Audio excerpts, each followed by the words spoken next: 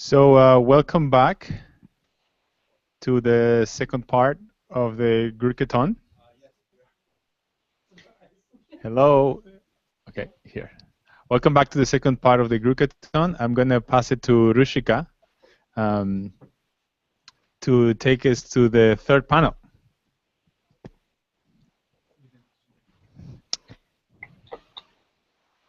So hi, good afternoon, everyone. We're moving on to Group C. We have two on-site teams, Equipathon and Transition, and we have two on-site, online presentations scheduled. But at the moment, we've got Women Empowerment, Martine, whose team I in fact helped facilitate this term. So it's a pleasure meeting Martine for the first time. Ça va? Oui. Enchantée. It's the first time that she and I are actually seeing each other face to face. We've only exchanged a few, emails. So this is quite special for me. In any event, we're about to start. I just have technical issues on my computer, but so that needn't matter. We're going to launch on site. We've got Equipathon, and they're going to begin just as the schedule indicates. Then we'll move to, I don't believe Marina from Peace to You has logged on. So we're going to jump to you, Martine, Team 3, but you'll present right after Equipathon. And then finally, Alan, who's here with us from Connecticut, he'll present. I'm going to ask you to keep your openings to about eight minutes, and really to finish your opening with key questions that you would really like to dive deeper into during the open discussion. The open discussion, there'll be plenty of time for open discussion. This panel, Group C, ends at 2:30. Officially, we'll end at around 2:20 to prepare for the following broadcast. But let's start with those overviews. And again, please feel free to use your team briefs to anchor those openings. You'll have about 8 minutes. So Paul and David, they're ready to go. The camera will now pan to them. So let's start. Paul and David, you have the floor. We're going to pass a mic to them. Yeah.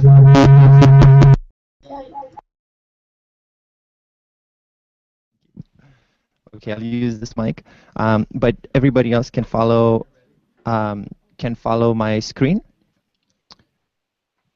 Okay, so what motivated our project from the very beginning is this chart here.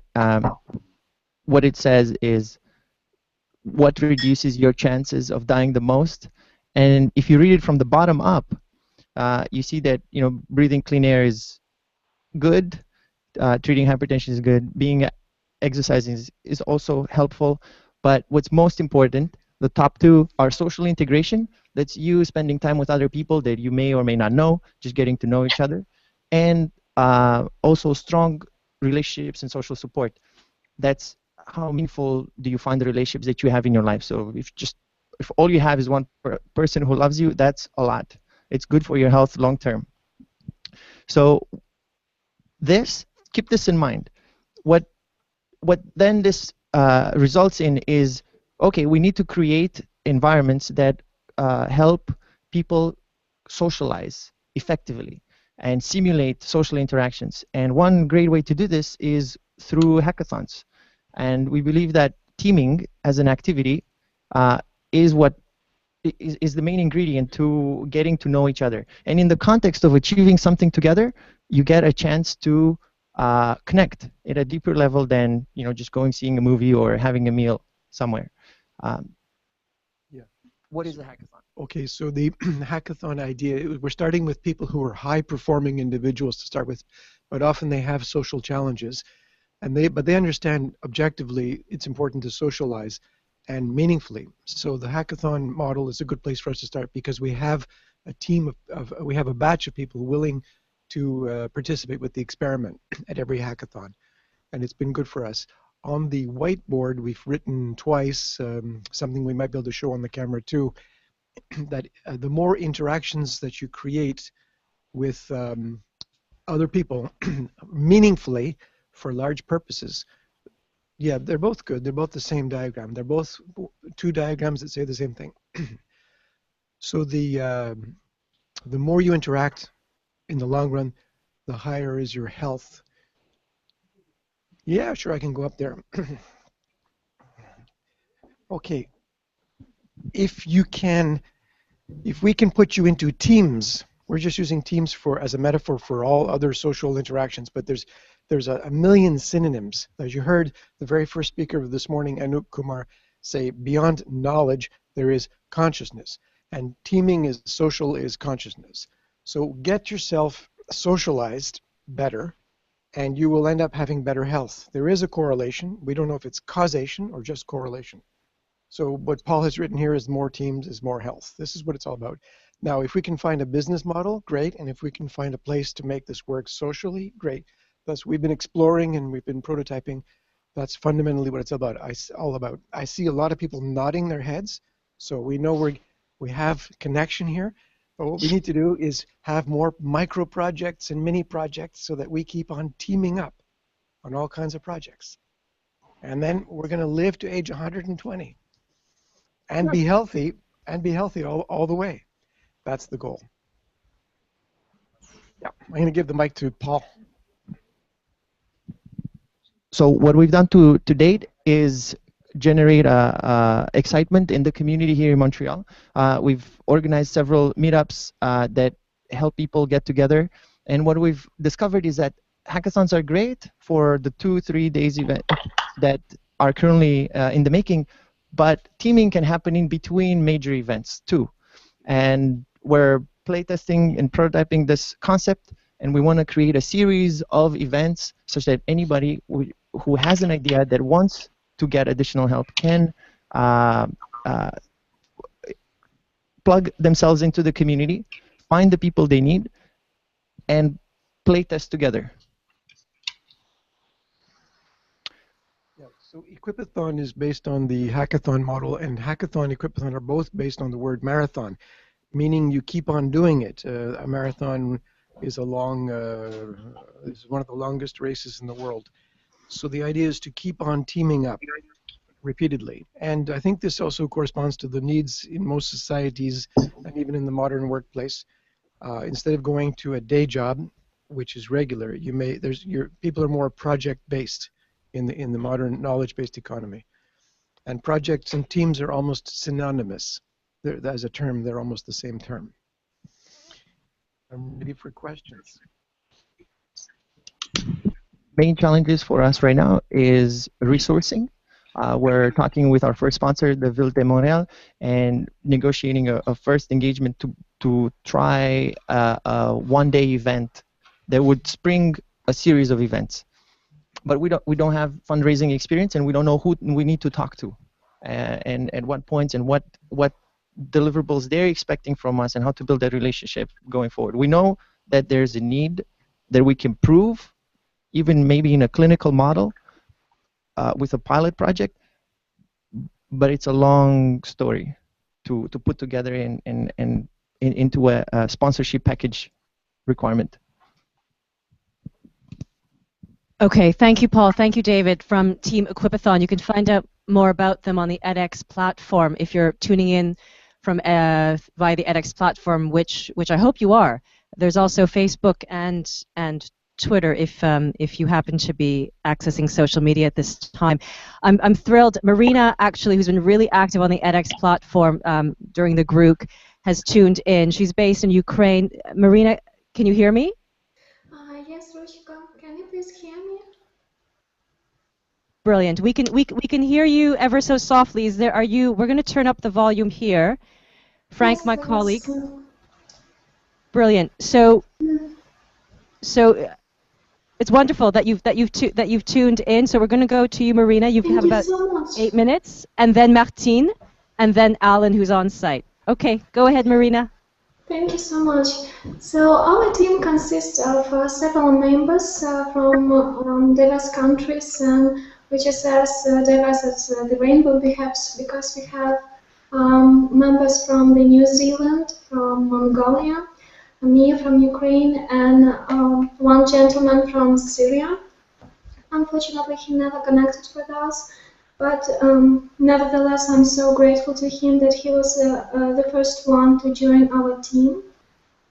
Our team aims to build the initiative which connects diverse communities and groups in order to remove the harm of war caused by war, which is intractability, polarization, the absence of internal negotiations, and so on. So we are planning the following activities to connect with IDPs, to connect with volunteers, to bring them together, to organize workshops and events on peace building, to improve legislations because there are so many gaps in legislation. Specifically, we wanted to introduce the precautionary principle for the public people, for the politicians, in order to prevent them from propagating harm, because there's so much of facts distortion, and it's very important to prevent them to propagate it and quote and record via media. So we are concentrate on this aspect. And what we're gonna do is to launch the internal negotiation process between the local leaders from the war zone, which is eastern Ukraine, and the central government.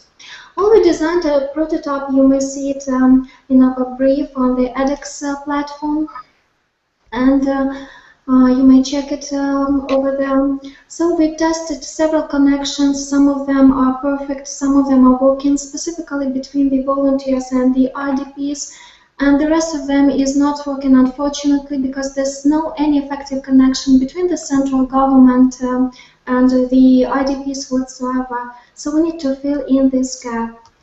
The main challenges for us is, of course, how to engage the volunteers, because we are living in a war zone, in a war times, and it's really hard to engage people to such a discouraging topic. And the other issue, the other challenge is how to sustain the social initiative financially, specifically during the economic crisis. So these are the main challenges for us now. Thank you. Thank you, Marina. And you've closed with your challenge, and Paul, at the end of his overview, he also mentioned a particular challenge around fundraising. We're going to move to Martine. You'll have Martine. You'll have about 8 to 10 minutes. Take that time, and if you could just really at the end focus in on a challenge or two that you and your teammates would like us to help you with, that would be brilliant. Okay, all yours. Right. Hi everyone. Nice to meet you all, and thanks for having me online here. Sorry. So I am part of a group with 3 members. I'm based in Ecuador. Leah is based in Toronto in Canada, and Katrina is based in Portugal. And so we don't have like a very specific, or a very concrete project yet. But the theme that we chose was women empowerment because it's a theme that we are all very interested in, and that's very close to our hearts. And so when we got together, we brainstormed ideas. We put out different ideas of what we could potentially do.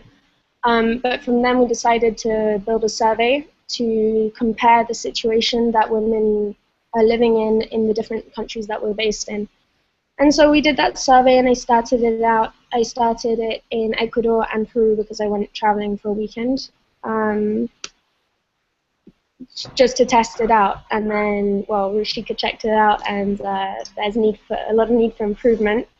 So that's something we're working on now. But for now, I think that's our next step, creating that survey and doing a comparison, data collection and comparison type of thing between the three countries, and then depending on that, moving forward to include other countries, which is relatively easy with online technology.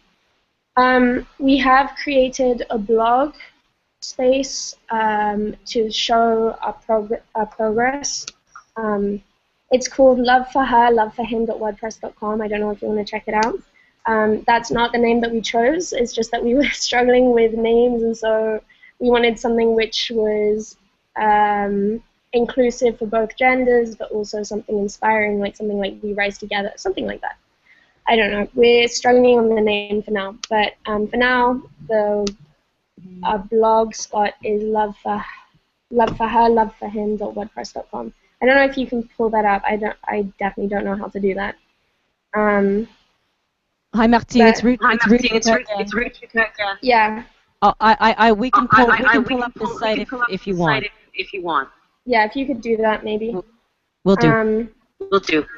But then, apart from that, I think that one of our main interests is perhaps providing a platform, which in a way gives a voice to those who don't have a voice. I know that within gender equality, one specific or more targeted population is women who suffer from domestic violence, and that's a group of women that I'm currently working with.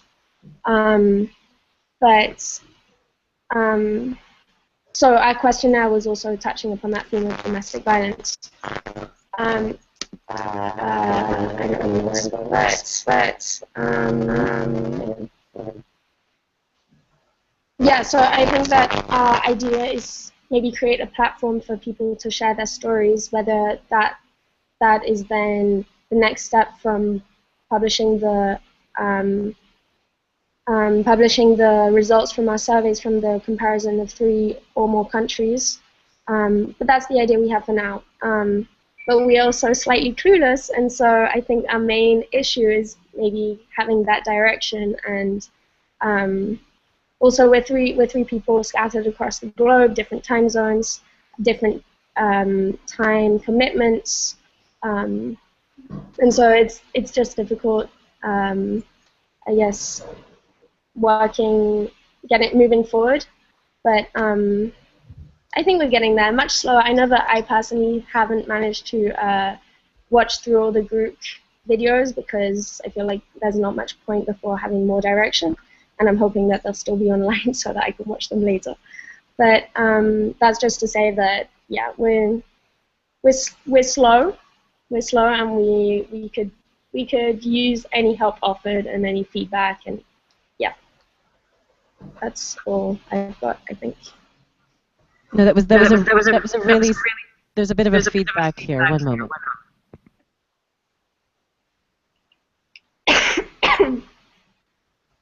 If any of the panelists, Martine or Marina, oh, that sounds better. I think someone was just muted, which helps with sound.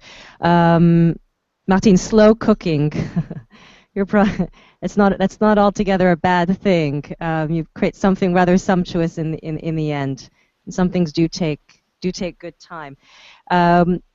We haven't pulled up. We are in the midst of pulling up the website, WordPress. We could perhaps show that after Alan's presentation. Alan again is on site, just as Paul and David are. The camera will pan to Alan, your fellow panelist. There he is. So he's going to begin to speak about his project, and his colleague's project called Transitions. Over to you, Alan. Is this okay? I passed out here. I wrote out our transition team presentation on one page as instructed, and I figured if I do it spontaneously, it would take much longer. So I'm just going to read it out.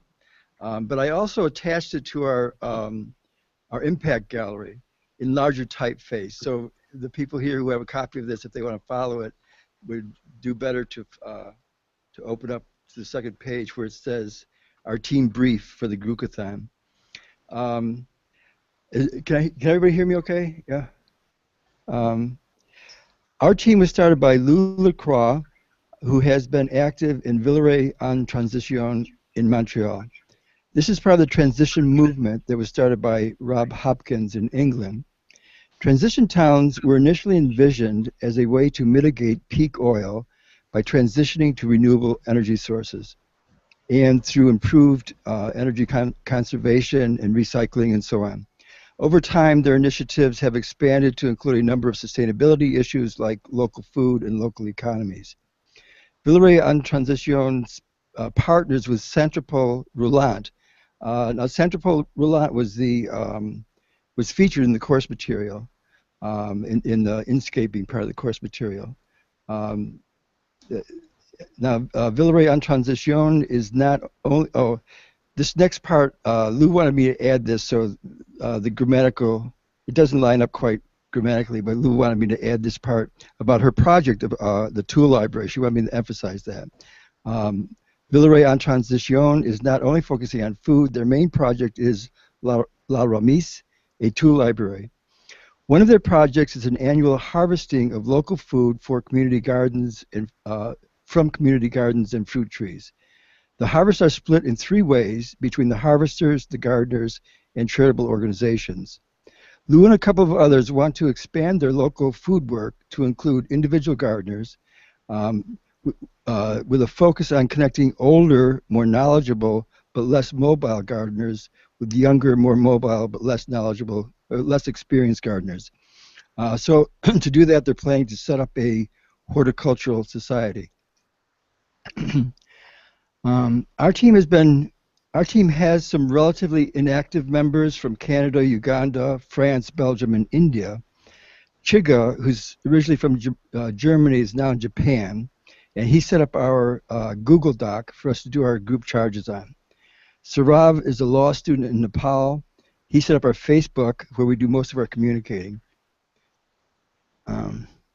Although inactive members were never weeded from our 10-person team, we were asked to accept 2 new members, which we were happy to do.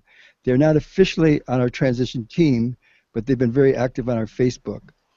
Our first new member, Renato Orozco, over the last couple of years set up a nonprofit in Brazil, Nossa Cidade, our city, to help citizens of 35 towns become more engaged in their municipal governance. He set up a Google Hangout for our team, and that's where we've had 7 weekly meetings of about 40 minutes each on the Google Hangout. These are automatically live streamed and then saved to YouTube for viewing by team members who couldn't make the meetings. Our final edition, Edian, who was here in the last sessions, he was sitting here. He lives in Dorval, a suburb of Montreal, and he's hosted me while I'm here for the Groocathon. I'm up from Norwalk, Connecticut. I'm retired, and in my profile, when we started the transition team, in my profile I mentioned that my experience with 2 other initiatives that were similar to this group had not succeeded as hoped in generating a large number of successful social purpose initiatives. Art Liu from Haida Gwaii, British Columbia, he's now working in Spain, has a long history of community development and expressed a similar concern about what I would call organizational sustainability. Art, Lou, and Renato have all expressed disappointment by the failure of volunteers to remain engaged in their organizations. So a secondary mission of our transition team has been to identify reasons for this and to design interventions to keep more volunteers more involved for longer periods of time. And this influenced the design of our prototype. We decided that it might help to consolidate volunteers' commitment to social purpose organizations if they were set up as membership organizations. In addition, we were aware of some organizations that were set up as 3 tiers, were set up with 3 tiers. So members could start out with a level of engagement that was comfortable to them and then become more engaged or less engaged as their experience with the organization and the commitments and other commitments in their lives changed. In one of our team meetings devoted entirely to the issue of volunteer sustainability, Lou stressed how difficult it was for people to stay engaged because of so many outside demands in their lives. And Renato stressed the importance of making it easy and guilt-free for volunteers to change their level of engagement, their level of involvement. So we decided to prototype a welcoming kit for a 3-tier social purpose membership organization. The kit's primary purpose is to provide a registration process and orientation for new members, but it would include an inspiring video highlighting the organization's mission and successes. In addition to being part of an orientation process, the video could also be used for recruiting new members and for introducing the organization to donors. Besides our generic English language version of a welcoming kit, which can be modified for different organizations, Lou has been working on a French language version for Villeray en Transition, and Renato has been working on a Portuguese version for Nossa Cidade. The 3-tier system applies not only to the level of engagement with which volunteers wish to become involved, but also their background and experience with the organization. It should be easy for volunteers to ramp up and ramp down through the tiers, from attenders of events and functions, through the second level would be members, to a third level would be leaders. Also, within the general mission of the organization, members with differing values and interests should be welcomed. Some will join the Horticultural Society because they love gardening. Some will join because they want to be part of a cohesive, supportive community, local community. And others will see local food as a way of resisting the destructive effects of industrial-scale agribusiness. As a final note, the level of challenge of each person, the level of, excuse me a minute, the level of challenge each person faces within the organization should match both their interests and their capabilities. The challenges the individuals face mirror in a micro-social scale those observed by the British historian Arnold Toynbee in relation to civilizations. If civilizations, if the challenges they face are too small, they stagnate. If the challenges are too great, they'll fail and fall. But if the challenges are just right, they will mount a creative response and thrive. And I think that's one of the challenges of, as we develop these teams, these social purpose initiatives, I think our challenge is to find a way to welcome everybody, but then to put each person in a slot that's right for them. Not too hard, not too easy, that matches their level, the level of engagement that they want to bring to the organization, that matches their experience, and so on. And I would say, in talking to Lou and Edian, one of the suggestions we had for the group, for a group 2.0, would be to, I'm almost finished, this is the last list, would be to set up this kind of a 3 tiers for students. Have let some just audit the course, let some do the coursework and maybe adjust the coursework to not be related to a prototype. Just like learn the material, show that you've learned the material, and that would be it. And then have some people focus primarily on the prototype and not feel required to do all of the coursework. So that's it.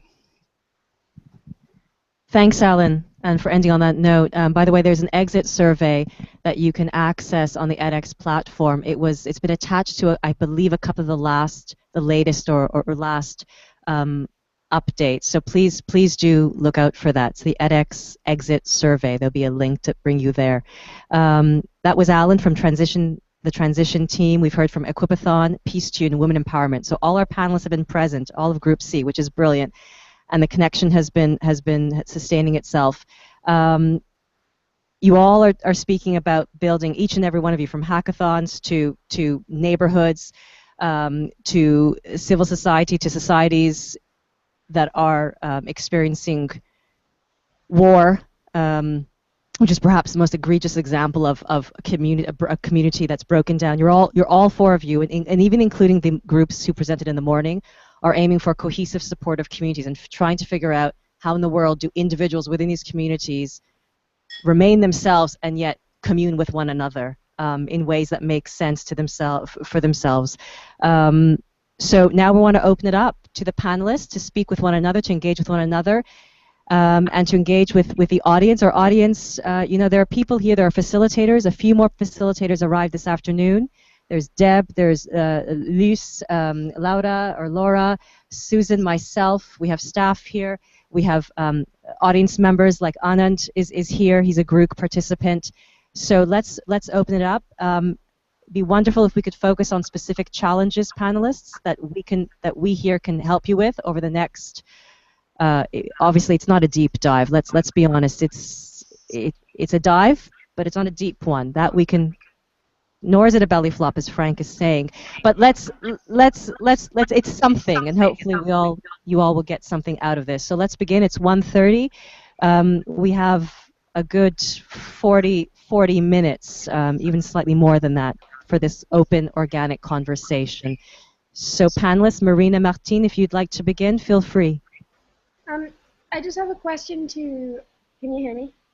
Okay. I have a question for Alan on what Alan, on what he was saying. The challenge of retaining his volunteers. I was wondering if it was long-term. What type of volunteer work was it? Is it like full-time? Is it once a week? Is it because as a full-time volunteer right now, I could definitely maybe like put some input into that thought. I was wondering what your volunteer specifications were.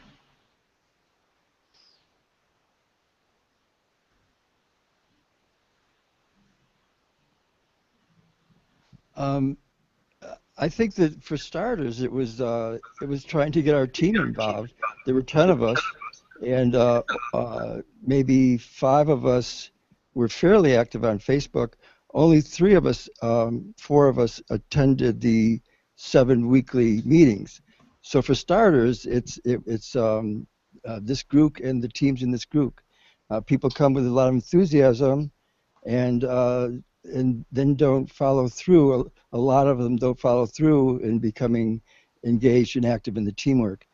Beyond that, I've been through a couple of other similar experiences like this, and those didn't even fare as well as this has been faring in terms of many teams forming and few of them succeeding in developing a project. Also, Lou, who has been doing on transition in Montreal, Art Lou, who's worked in Haiti Gui, British Columbia, expressed this frustration that even when teams launch, even when a social good project launches or organization launches, and volunteers often will be engaged for a few months, sometimes longer, but then eventually too many of them become disengaged, and the organization kind of stagnates. And Renato in Brazil, he's got this nonprofit that helps people in 35 towns around Belo Horizonte to become more engaged with their cities. He's having the same problem. People volunteer, be very enthused, work for a few months, and then for whatever reason, either they lose enthusiasm for the project, or quite often other stuff in their life takes up too much of the time, and they become disengaged. So it's across the spectrum, from starting out to long-term projects. It's across the spectrum a problem of maintaining the enthusiasm and the engagement of volunteers. Thank you, Alan. Paul's going to chime in. Paul from Groocathon.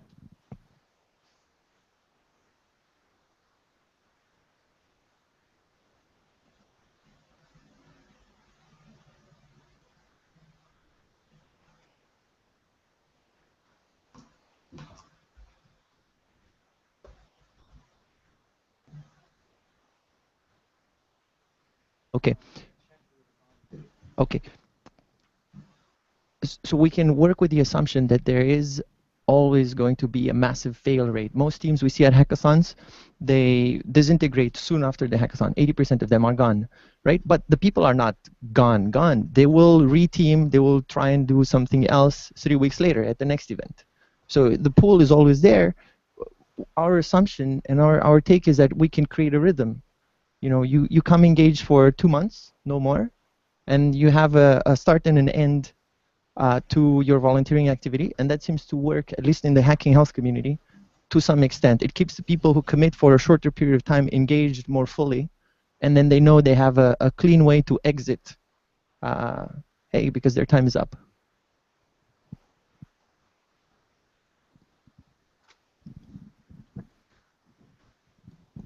Yeah, I wanted to comment actually on both a little bit, but first to yours when you wait, who's talking about the Equipathon? Okay, so this is just a personal opinion on it, because you don't have resources and you want people, and there's got to be some way to bring them in. It has to have a theme, and it has to have like a central theme, because I think it's not going to be enough to get the kind of people and the resources you want just to say, we know from research that this increases your health, to kind of hang out with people. So if you came up with some theme for the day and centraled everything around that, I think it's going to... Oh, okay.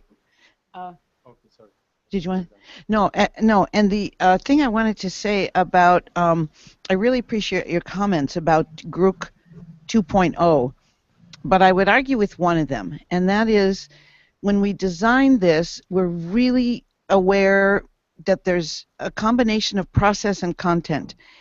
And I think this speaks to some of the disengagement or disinvolvement of people along the way, that if you're not going to stay tuned to the course, the frameworks, and to continue to go back to the frameworks and use them, it's easy to become disengaged. And there's no way in 5 weeks or 7 weeks or even 10 weeks that many of these groups are going to be able to come up with truly workable prototypes. It takes time, it takes effort, it takes failure and learning and iteration and going back. And we spent a huge amount of time trying to come up with the right frameworks, the right combination of concepts and theories, so that I know it's second time around, I appreciate the role of the individual. I think it's really important. People who want to take the course but who may not be part of a group or don't have an initiative yet. But I wouldn't welcome those who just want to kind of hang out and develop an initiative without being mindful to the underlying frameworks. I think they're critical, or at least some version of them, to maintaining the engagement and to revisiting them along the way. But they were really great suggestions about 2.0. Well, we have good time, so I would like to ask the guys from Paul and Dave from Equipathon to maybe spend a few more minutes explaining the event that you have in mind. So, because I think a couple of teams can benefit from that too, because I think you sharpened the idea. So it's a good question. Thank you, Leslie and Carlos. We've already moved past a single event. We're into many, many events, and we're doing a form of a gentle reverse takeover of other groups, so that existing groups that have events already are merging with our ideas. So their goal is to get the volunteers to stay longer, team up more consistently, build prototypes more and more frequently. So everything you said is accurate. It takes many prototypes, a lot of effort to go beyond. So the answer to Carlos is we're doing multiple events in multiple groups, different themes. Some of it is social, some of it is capitalist. It doesn't matter. It's all the same in the long run in terms of teaming. So we don't have a report to show you or a list to give you, but we've already been building this. And it's true that we need a focus, because people will not arrive at an event if the event is just to team up or just to practice teaming, or even to practice prototyping, because there is a group that exists only to practice prototyping as their theme. But a lot of people would not go there. They would go for another reason, and building prototypes would be an exercise to reach that other goal. So the goal has to be bigger than prototype building. Another thing we noticed is that all these teams, they generate their own purpose when they meet. They inscape, they spend time with each other, they get a sense of what they care about, and then that becomes their meaning. So as long as we facilitate that piece of team forming in the beginning, those who really believe that what they work on is important, they tend to stick along.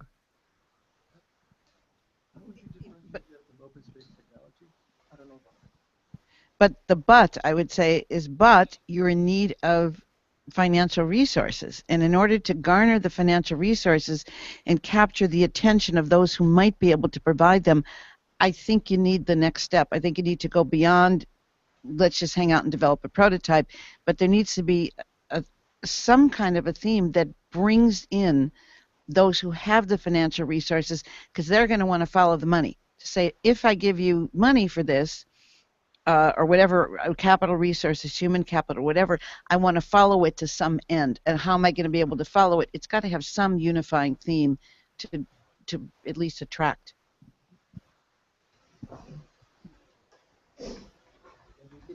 Wait for the mic.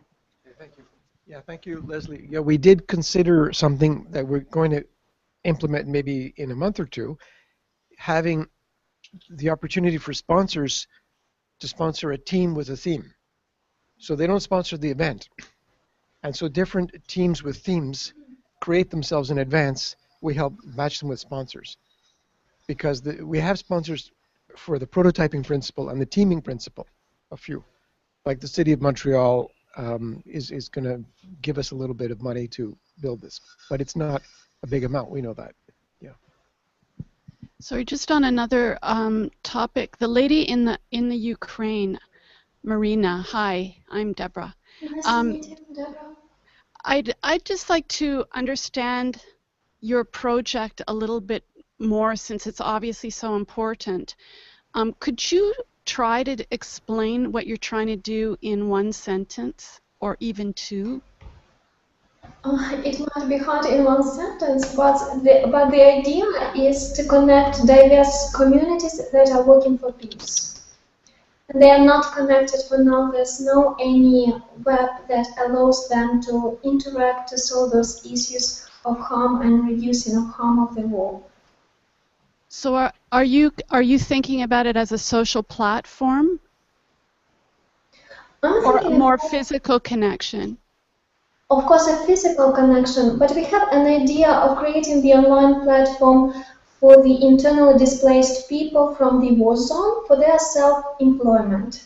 So that's going to be an online tool. So it just diverse connections, both physical and online, and we're going to bring them together.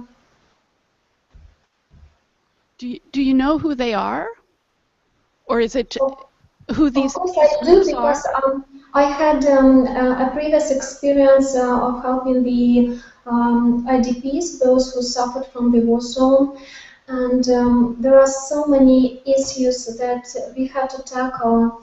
The main problem is, of course, employment, and this is #1 question, because if we do not solve it, we're just moving around this circle with a relief work, and it's never-ending process. So we have to look at the core. The core issues is the absence of negotiations, unemployment of IDPs, the absence of the connections between the volunteers, the government, the experts, and the other agents that want to see the difference, that are working for change. And we have to solve it somehow. So I don't know if you can stay online, because I know it's very late your time, but No, it's okay. There's a group that's coming up in the last segment on create and develop a community to support unemployed people, and they're actually given that they only started at the beginning of this course, they're pretty advanced in their thinking about the project they want to do, and it's not exactly a fit, a perfect fit, but you may find some inspiration in that conversation. Yes, thank you so much. I've checked them and I've seen their project at the Impact Gallery, and I'm very impressed with their commitment, and there's so many documents and all the artifacts to learn from. So thank you so much for this information. I really appreciate it. Good Thank luck. you. Thanks a lot. Marina, hi, it's Ruchka speaking. So you were just in an exchange with Deb, as you might know, Yes. and Laura, your team facilitator is here. I'm so happy to see. Hi, Laura. I'm so grateful to you. I'm so happy to see you. I want to express gratitude to our beautiful ladies facilitators. You know, we are so blessed to have them because in our topic, which is peace and conflict, almost every team, unfortunately, has dissolved, and we are the only one that seems to be alive. And thank you so much for being such a nice facilitator. Thanks a lot. I'm so happy to see you. Yes, you know, just because it's not because of the community, which is wonderful, absolutely, and the group itself, I find it extremely useful, but just because of those topics being so extremely complicated, it's very difficult for teams to plunge into this topic of discouragement, stress, and etc., war and conflict, analysis and terrorism, and so on and so forth. It's very difficult to sustain commitment when we talk about such a complicated issues. So thank you for being here. Thank you so much. No, Marina, your words and your sentiments have really lit up this room. They're coming across. Thank you. They're coming across loud and clear from your heart to ours. Forgive me if that sounds overly sentimental, but truly, you're living in a place on the map that's under a lot of duress, a lot of stress, Yeah. where Yes, lives are exactly. threatened. This is no joke. So we recognize that, and we really appreciate you tuning in. As Deb said, it's late on your end. I had one suggestion, and then I know there's a facilitator here who'd like to ask the panelists a question. My question to you, Marina, though, is I have in front of me a screen, let's call it a screenshot of your you posted your completed logic model approach map Yes. on the edX platform about 9 days ago. It's being Yes. actually shown right now. Did you want to comment on that or ask for any kind of feedback, whether people respond now or at a later time? You know, I'm concentrating on those issues, and perhaps I'm a bit tired of not seeing so much hope here, because it seems when the economic crisis is deepening, we are losing hope, unfortunately. And the problem with this logic model, it's really hard to measure the impact. The more you are going further from your outputs, which you perhaps can measure, the harder it's to measure the impact, because it's a very complex dynamic system and there are so many additional factors are involved. So it seems to me like the only thing we can do is just concentrate on the process, and perhaps if you're lucky, in 10 years we're gonna see some impact, because war, it's not a joke, as you said, and I'm feeling that it will take at least perhaps 4 years for the proper ceasefire. And I'm not even talking about the peace building, I'm not even talking about that. It's just a very long-term process. But in case you have any ideas or suggestions, or perhaps a critique, I'm so eager to listen to. I'd like to comment. This is Leslie on the logic Yes, model. please. First of all, just fabulous that you did it, and that you you see my heart is in the frameworks and things that. But I'm thrilled that you did it, because there's so much learning in the process.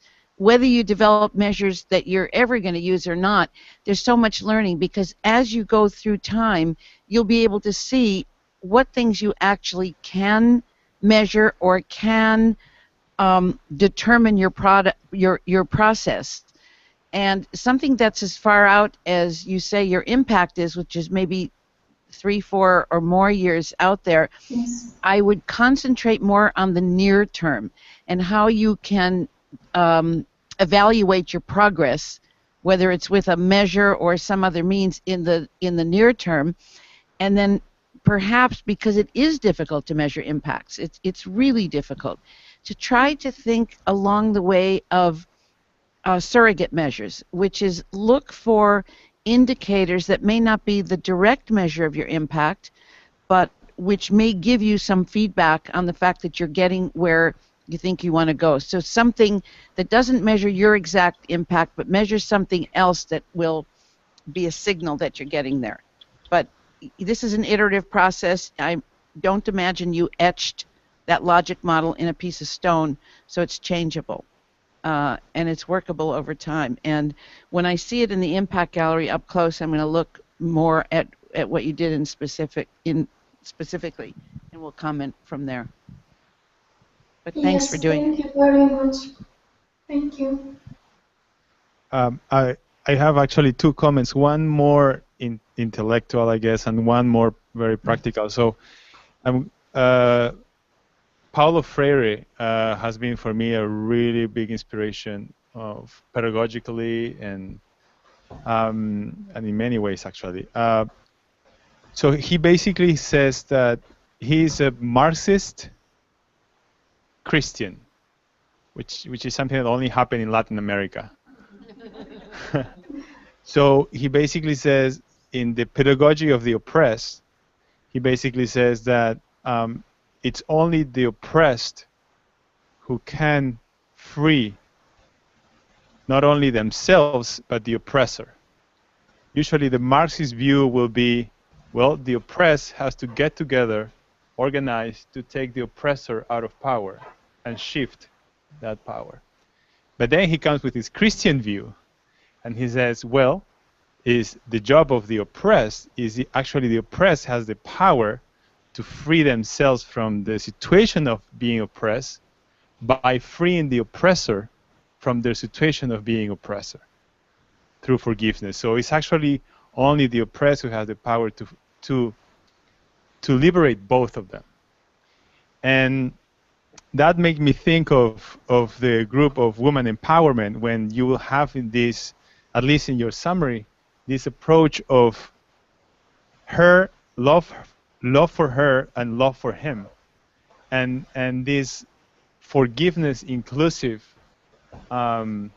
liberating approach that I've been seeing in at least in the spirit of this one page of the document that I read. And it's interesting that you are actually based in Ecuador, because Paulo Freire has probably been one of the most influential educators and social organizers in Latin America. And he got inspired by a movement started in Peru, by a priest in Peru, and then he got big in Brazil, in Chile, in Venezuela, and I'm sure in Ecuador too. So I will really suggest to look at how organizations have been applying the Freire model in Latin America. And actually Canada is probably in the Western world where Paulo Freire has the most amount of followers. That takes me to another comment on, I remember last year there was a conference here at McGill of a woman who runs a hospital in the Amazon of Brazil, and she was explaining how she applied some of the Freire models to medicine. And basically what she was saying is that, and this is more for the Equipathon team. When I heard you speaking about it, she said, in our hospital, they're not organized by units; they're organized by apartments for families. So it's the family actually who takes care mostly of the person who is sick. I mean, with the help of the staff. But there's a place for the wife. There is a little kitchen, you know. So the person who is sick comes with all his social environment to be there, because the basic idea that they were saying is like sickness is not. I mean, what they're not battling against death. They're battling against the sickness of being out of society. That what the real harm of being sick is that takes you out of your context, of your social context. So they say, and sometimes there are sicknesses that they can't solve, but as long as they help the person to reintegrate in the group, they're healthy. in that respect, and they can go home, right? And that kind of made me think of your idea. So that's more my intellectual comment, but in the more practical comment, I would say, when I hear you speaking about your project, I'm still not yet clear what is it. I would love to spend more time on it. I feel we're struggling with the same challenge, which is how do we organize teams to actually accomplish stuff and remain engaged. And from the beginning, we were like, doesn't matter if we lose like 95% of people on the way. That's not the goal, right? We're going to try to keep them as engaged as possible, but the learning, even in the people who left along the way, there is all that learning that happened. So there's different. We should allow to different levels of participation, and that's okay for everyone who wants to participate at every level. So I would love to even chat about, I mean, what you guys have in mind, but because maybe there's a model in what you have in mind and we can have in mind, and maybe a group 2.1 or 2.2 can be a shape of that. Because a hackathon, in your experience, is something that already focuses on a goal that we've been lacking. You know. Anyway, so I would love to have that conversation, because even like running a test at McGill, you know, with the help of McGill can help. Yeah.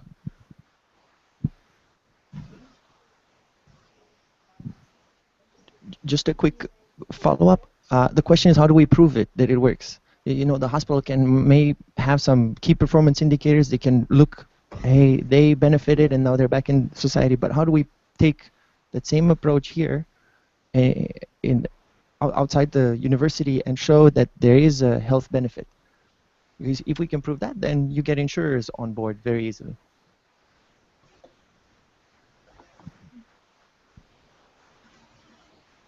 Thank you. So I had a question back to Marina. We've been talking a lot in this room about teaming up and connecting people, and I was just wondering if the group had been helpful to you to connect with different groups in Ukraine, because from what I understand, you're working in Ukraine, right? That's your focus country. Yes, I do. Yes. Cool. So the group is very helpful for me to connect with people not from Ukraine, but from New Zealand, from Mongolia, from Syria, and from all over the world. But when we're talking about Ukraine, you know, it's a very different situation, because you need to have the so-called skin in the game when you're working here, and it's a very different experience. Not the same when you connect to someone from New Zealand, because people are not plunging to the fullest point into this topic. When I first started with the group, I've invited my colleagues and friends to participate, but unfortunately some of them were too busy, and the others didn't know English on the proper level to participate and to see all those wonderful videos and resources, etc. But the gentleman from the transition team, Alan, excuse me if I'm right, was talking about the volunteers and engagement, and it seems to me we are paying too much attention to those top-down constructions when we have to work really hard to engage volunteers. It seems to me that it's kind of a Brownian motion, and you never can predict it to the fullest. Because it's once again a dynamic system, and it evolves during the process of the organization growing. And it seems to me sometimes the things are working when you just let people interact and not pushing them too much with all those agendas and missions and the necessity to achieve goals and to measure them. This is the thing I experienced when I was working in the orphanage, which was heavily destroyed during the previous stages of the war, almost a year ago. And we were rebuilding it. We had a very diverse team. There were gentlemen from the Czech Republic and from the USA, and we never planned something specifically in terms of the goals or mission, but nevertheless we managed to do so much work, and there was beautiful connections and wonderful results. We rebuilt this place, and there are so many kids already starting over there. So it seems to me that sometimes you need just to let things go. Thank you for your question. Oh, I think I understand what you're saying. Um, Yes. I, um,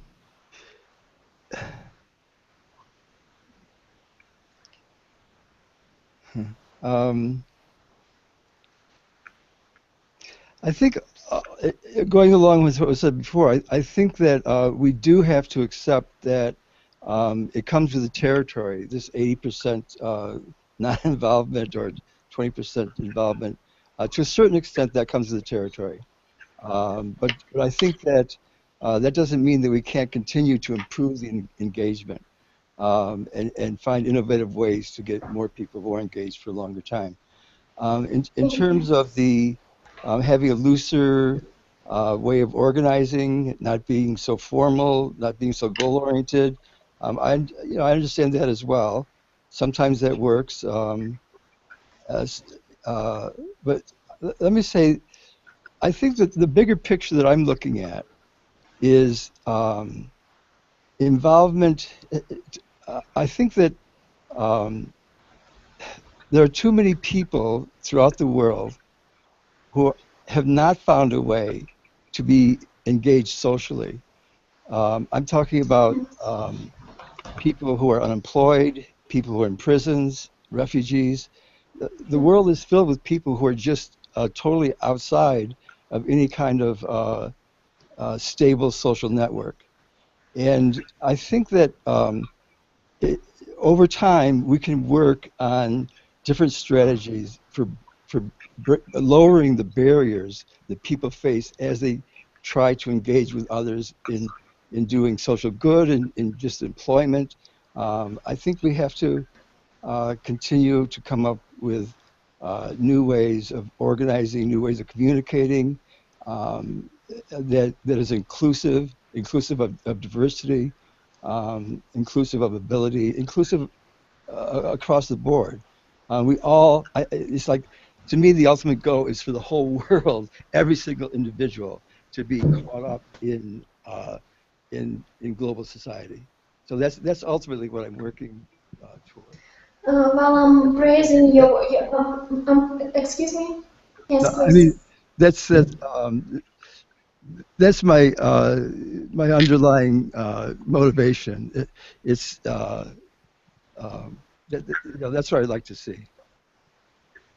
Well, I'm praising your work. I think your project is wonderful, absolutely wonderful, because you're creating these tender connections between people and nature. I mean, what can be better than a gardening? It's just such a wonderful project. But you went on so many wonderful things from the sport events. It's just an amazing thing how they managed to engage so many volunteers, like thousands of them, in several hours because of excitement that the volunteers are receiving in return. So it's very important to create those loose activities and maybe not that formal that allow people to get some fun, to get some excitement, to have this exciting moment.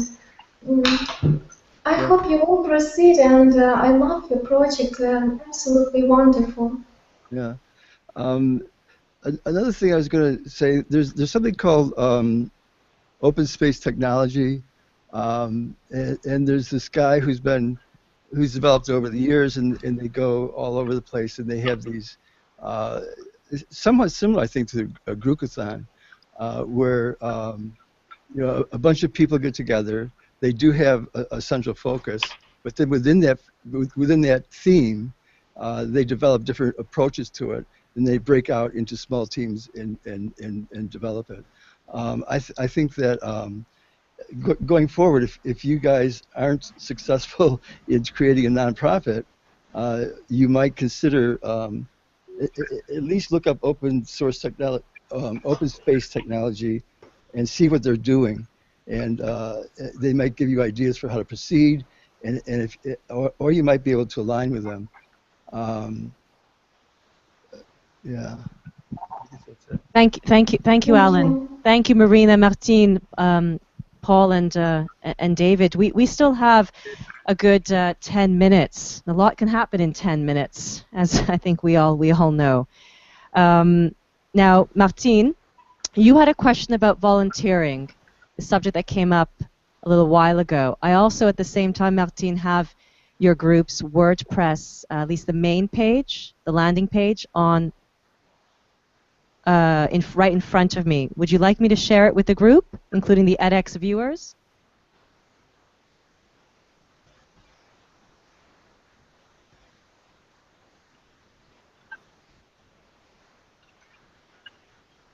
Okay, so we've taken the liberty to share the landing page, the main page for Love for Her, Love for Him. And this is quite amazing because I met with Leah in Toronto last month. We met 3 times, in fact. And in our last meeting, we went for dinner, and we weren't talking about the group. We were talking about my screen is full, but I can. Okay, great. So I was just saying that I met with your team member, your friend Leah, in Toronto, and in other words, when I met with her just about 10 days ago, this did not exist. So this means that all of you have been probably working round the clock to have this WordPress site up. And it's chock full of your ideas and your thoughts and reflections. So it's really remarkable, again, what 10 minutes can accomplish and what 10 days can accomplish.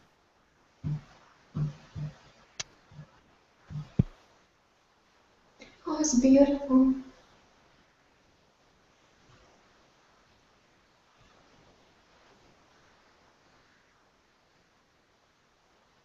Are there any other panelists or audience members who wanted to comment on just the concept of building a site, useful, not useful, and what you would want to see in a site? I mean, this particular group, this is Martine's group. We've just lost connection with her. The site's called Love for Her, Love for Him, right? They're really focusing on women's and girls' perceptions of themselves and how to enhance their autonomy in a world that's historically oppressive towards them, but they're wanting to engage with boys and men. Any thoughts on the usefulness of a site? And it's a rather practical question. And again, we only have about 10 minutes remaining. There's one thought I had that relates also to the climate pledge thing. They want to engage people, not just exchanging comments and posts, but having. I think it would be good on a site like this to have an easy way to start a Google Hangout meeting.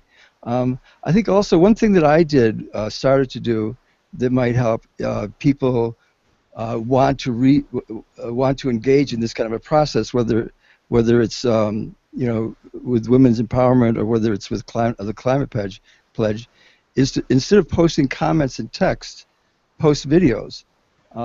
It's very, very easy if you take a smartphone or a laptop and record yourself and upload to like YouTube. It's very easy to do, or upload to Facebook, or upload to one of these new platforms that they set up for these kinds of projects. So that this kind of bridges this divide between the local and the global. On the global level, we have to work online. At the local level, we can work in person. I think it's becoming increasingly more difficult to convene a team in a city. I know that Ediane and Lou live right here in Montreal. They never managed to get together. So I think that video conferences and even video posts is one way to go with this.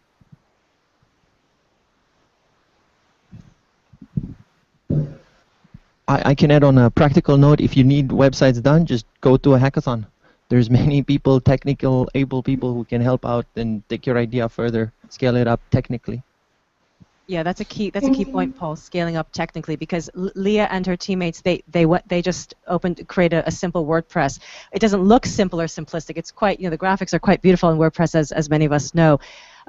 So yes, but you're right. That's what Leah was hesitant when I sat with her. She says, I really want to put up a site, but I don't know how, and yet, remarkably, within a few days, she did. So she had enough the basic knowledge, if not more.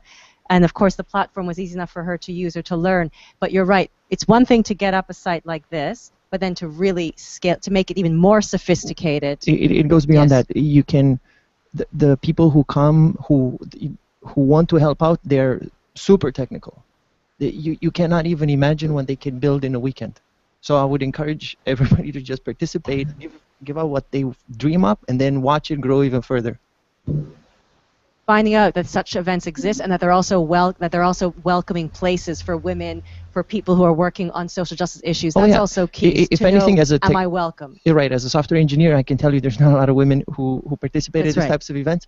Not yet. Not yet, but it's changing. The landscape is changing. There's many development meetups that are women focused, like Ladies Learning Code, Pi Ladies, and a few others here in Montreal that you get into a supportive environment where you can learn this stuff. But feel free. We're inviting everybody to participate. Yes, no, that's what's so brilliant about meeting today is that we're getting to hear straight from individuals who are involved in that scene, who are active in that scene, saying, yes, come. Now we know each other, first name basis. Come. Yeah, thank you. We're at the final stretch of this panel of Group C. Deb has a remark to make, and if there are any panelists who want to chime in, please do so after Deb.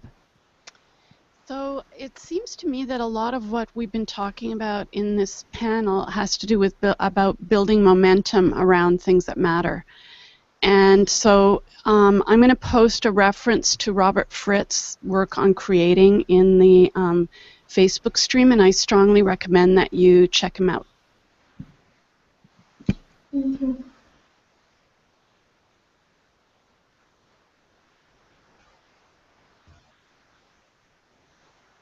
Thank you, Deb. Now we've lost Martine, unfortunately. She may reappear in the next couple of minutes, but if she doesn't, David, Paul, Marina, you're the three remaining, and Alan, you're still with us. Any final thoughts? Any way that we can help you stay in touch? Anything you want to say to one another before we log off and end this panel discussion?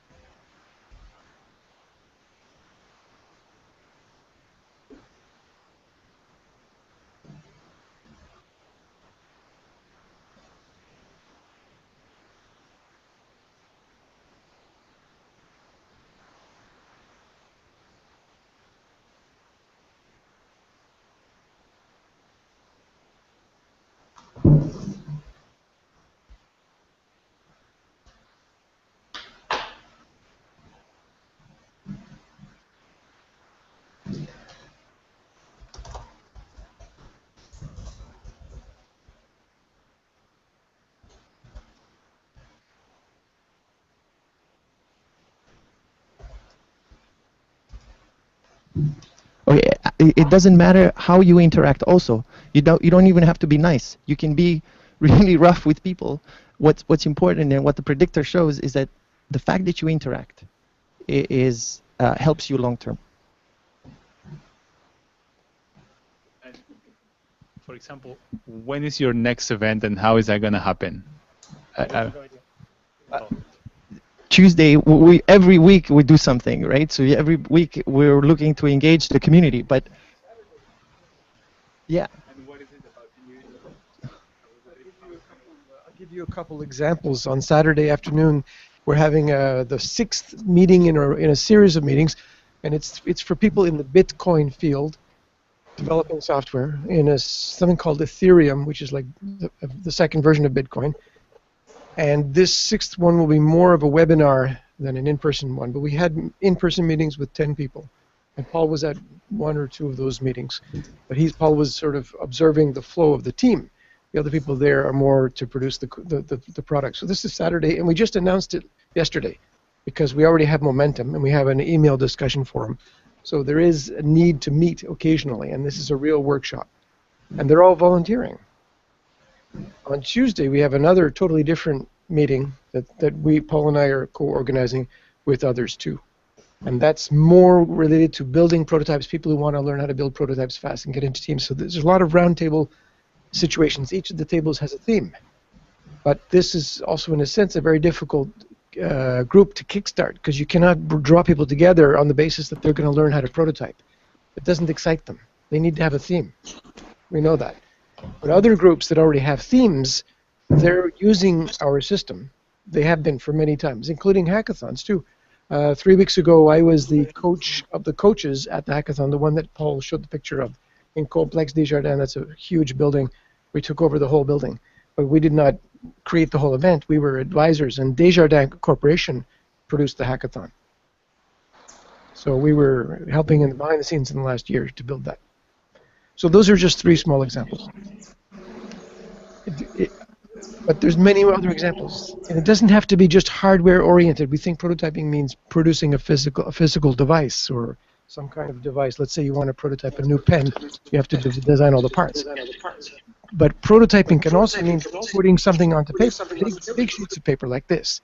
There's a guy with a company that's worth millions now. He started this company this year. It's called Maker Blocks. He did it with paper prototypes to start with, in a program that boosted him to produce prototypes. So makerblocks.com spelled with just one K. It's not CK. Makerblocks, BLOKS. And it's like Lego blocks for children, but inside each block there is electronics, and they have magnets and they stick together, and the kids can produce electronic circuits at age 5, 6, 7 years of age. So he already has $1 million company in less than 1 year. And he did it with paper prototypes to start with. So pieces of paper are fantastic. And he needed a team, of course, to work out the ideas. And then he had to go do the customer validation, the user validation outside to check the use. And then you come back and destroy the paper. You rip it up or you burn it, or you compost it, or you shred it, and you start again. You just keep building new versions. And the guys who work at, let's say, the biggest computer companies, no names mentioned, they produce hundreds of prototypes before, using paper and cardboard before they get physical. And even when they get physical prototypes, they're still not the final one. So they might have several hundred prototypes. And they need teams for that. Of course, if they're paying full salary, great. But if it's just volunteers, that works too.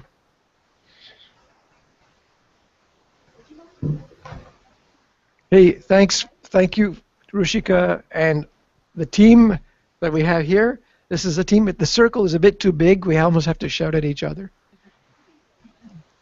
Okay, we can close in and make it a smaller team. So I just arrived here late this morning, but I'm very glad to be here. There's a whole bunch of new faces arriving as we go during the day.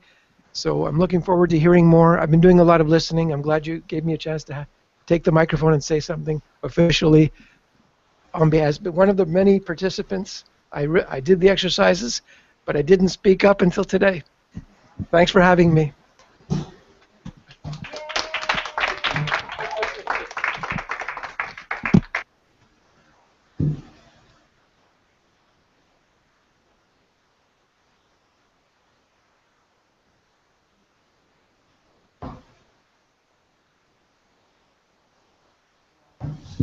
So Anita, so Martine, Marina, Alan, Paul, David, we encourage you to stay connected with one another, to stay connected with the teams whom you've built a rapport with over the course of the last 3 months.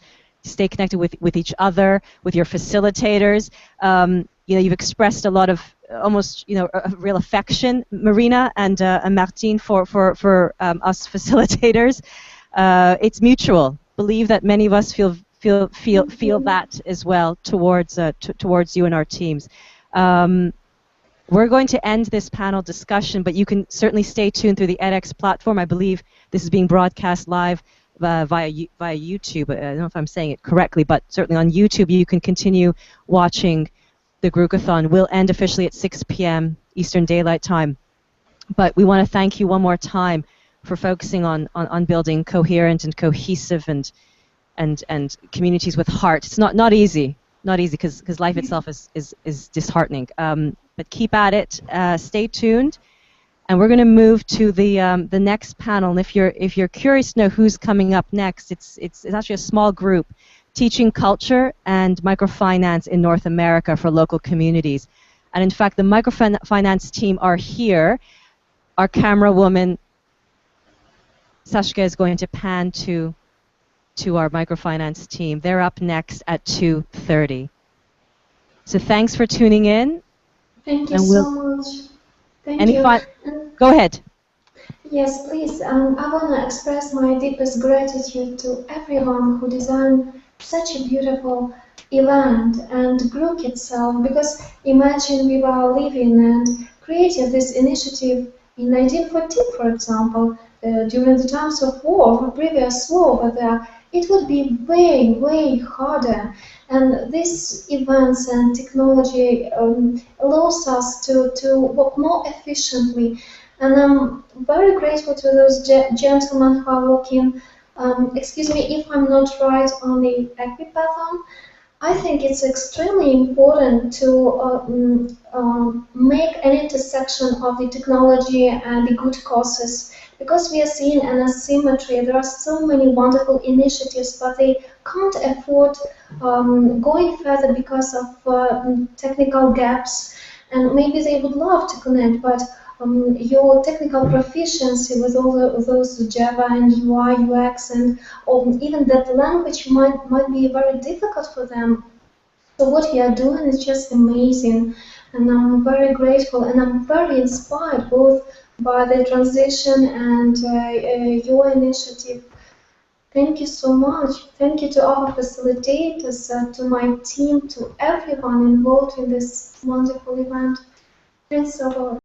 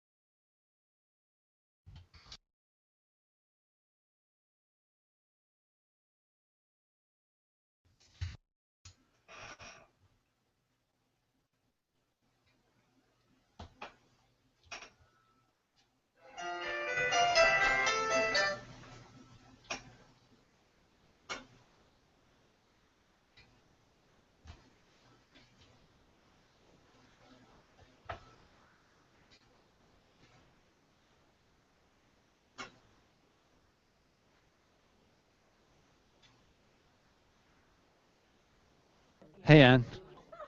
Can you hear me okay? Yeah, can you hear me? Yes, we can. Your sound's working great. Good. That's great. Hi, Anne. It's Ruchika. Hi there. Hi. So Frank and I are woe-manning the tech bar. Right. The main computers, if you will. We're just on a coffee and tea break. A number of people are still chatting, which is nice because there was a long but fruitful panel discussion just before. Well, we just ended about 5 minutes ago. A couple of people who went on a bathroom break. They'll be back in a few short minutes, and then we'll get going. Well, your group, in fact, only has two panelists, yourself and microfinance. Now, microfinance, I could even introduce you to your fellow panelists. They're actually in the room here at McGill. Right. Actually, Saskia, could you pan? I'm going to have Saskia, our camera woman, pan the camera to your fellow panelists, the microfinance team. So Anne will be presenting as part of your panel. Anne is a member of your panel, your group, Group D. Her team is called Teaching Culture. Yeah. Okay. Lovely. So just a couple more minutes, Anne, and then we'll get started.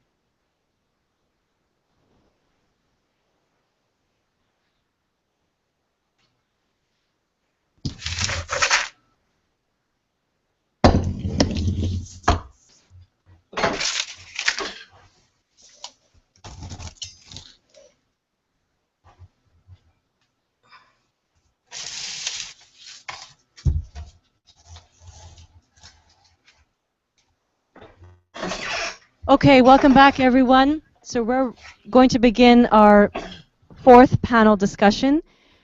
Group D, we have one online team teaching culture. It's Anne Fox, is it? Yes, it is. So yes. Anne, your facilitator Laura is in the room. Sashka will pan to Laura.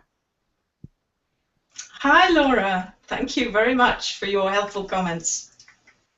Brilliant. There are a few other facilitators, group co-design team members in the room, group learners, group team members here. We've had a full day of presentations of some good exchange. There are exchanges happening during the coffee or tea break, and now we're ready for our fourth formal panel discussion. So your panel is quite small. It's just you're teaching culture and microfinance in North America for local communities.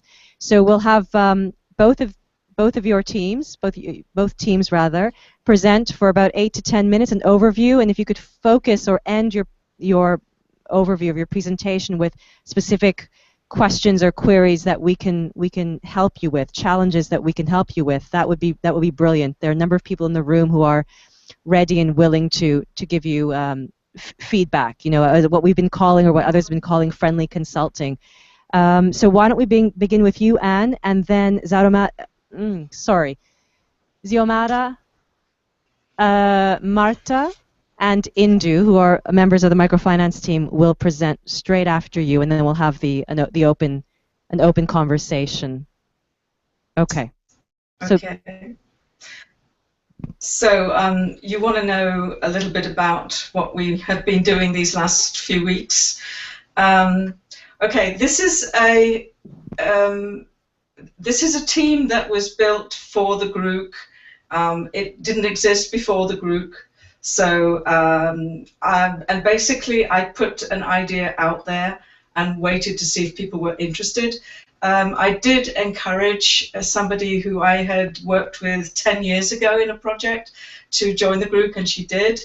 So I did have at least one person who I knew, and apart from that, I was waiting for people to be inspired by what I was suggesting. And actually, what you'll find is that the team name doesn't now tally with the project that we did in the end, because I thought that once I had gathered a certain group of people, it was better to take their interests into consideration and to try and find a way of molding all our interests together. So, I mean, why was it teaching culture at the beginning? It was because we have increasingly diverse classrooms, including for adult education, which is my interest. And so I wanted to work on the possibility of trying to help teachers make the best use of the cultural diversity in their classrooms. But everybody in our group was not a teacher, and so we discussed it. We discussed quite a bit, actually, and I think maybe our facilitators were perhaps a little worried that we would discuss and discuss and discuss and never actually do anything. But eventually we changed the idea so that it was more general and was not about teaching or training adults in the classroom, but it was more about being a good neighbor. So we should have changed I didn't look into the possibility of changing the team name, but I have a feeling that we probably couldn't. So we should have changed the team name from Teaching Culture to Good Neighbors. So in the end, we were discussing a lot about what is it about being a good neighbor, and I have caught some of the discussion that's already been gone through in this Groocathon. So I know that you've been discussing about the importance of social acceptance and social interaction, and this is in the end what we decided to do something on, and especially talking about the refugee problem. So who is in our team?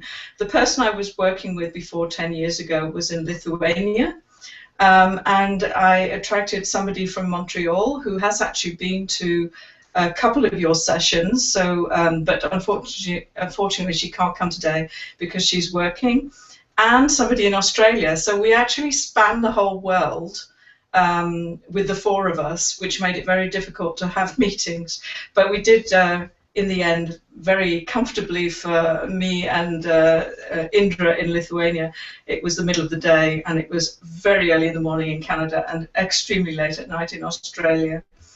And in the end, we came to the conclusion that although all of us, all four of us, had been particularly concerned about the refugee problem, integration of refugees, reception of refugees, we thought that we should really go wider than that and just talk in general about being a good neighbour, but always having in the back of our minds that we were talking about refugees.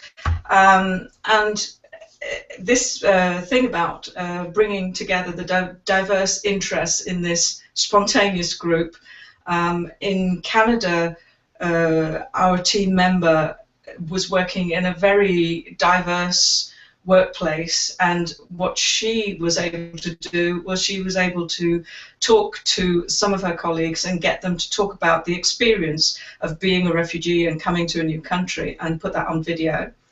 Whilst our colleague in Australia was very keen to come out with something that she could use as a way of getting people to think about this good neighbour idea in a tangible, physical, concrete way. So she wanted a piece of paper, basically. So she was working on a leaflet, whereas I was looking for a tool. I'm very interested in online learning and MOOCs and e-learning and blended learning, flipped learning and all that sort of thing. And I was particularly interested in maybe if it would be possible to try and build a sort of gaming scenario. I hesitate to use the word gaming because then people expect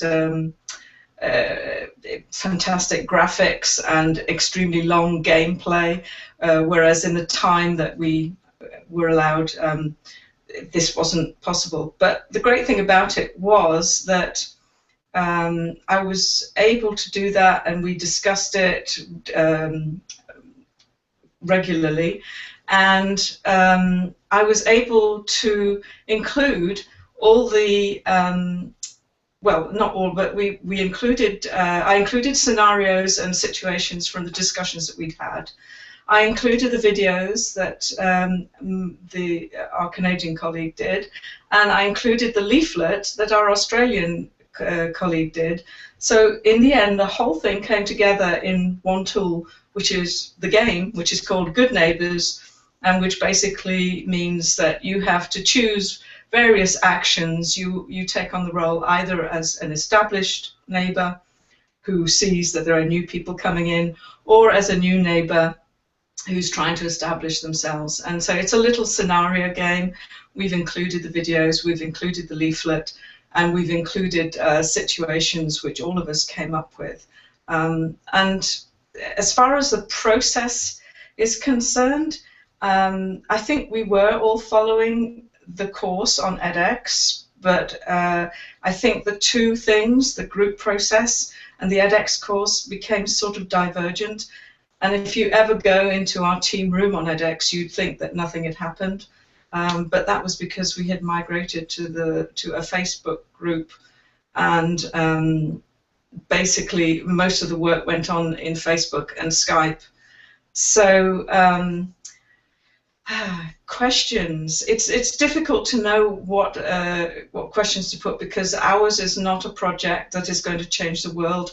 Ours is not a project that will continue with us as the core team. But what I do hope is that the things that we discussed and the products that we came up with could perhaps be used, can be used in our continuing work wherever in the world we happen to be. So challenges, I don't know actually, because my challenge is, yeah, I don't know whether the effort of making a game is worth the end result. That's a personal challenge. We had challenges, I think, in meeting the time issue, and I managed to catch a little bit of the previous discussion where we were talking about the importance of face-to-face, and it would be absolutely impossible for us to meet face-to-face. However, I'm always looking for, I do a lot of European projects, and I'm always looking for opportunities and ideas for doing new things under the auspices of a European project where you get quite an amount of funding. And that's the sort of source that I'm used to. Confusion. No confusion. Well, yeah, just that I need time, and I think my team members also need time to go back over the materials, because I saw you untangling a logic model about half an hour ago, and I'm not sure that we got that far. Yeah, I think that's about it. Thank you, Anne, and thanks for reading my my text messages, which are showing up on your screen as you're speaking. We're going to move to the next team, and then you'll have a chance to speak with one another and with the audience assembled here, and we can bring up any of the issues, small or big, that you mentioned just now in your presentation. So we're going to move the camera to the microfinance team. Okay.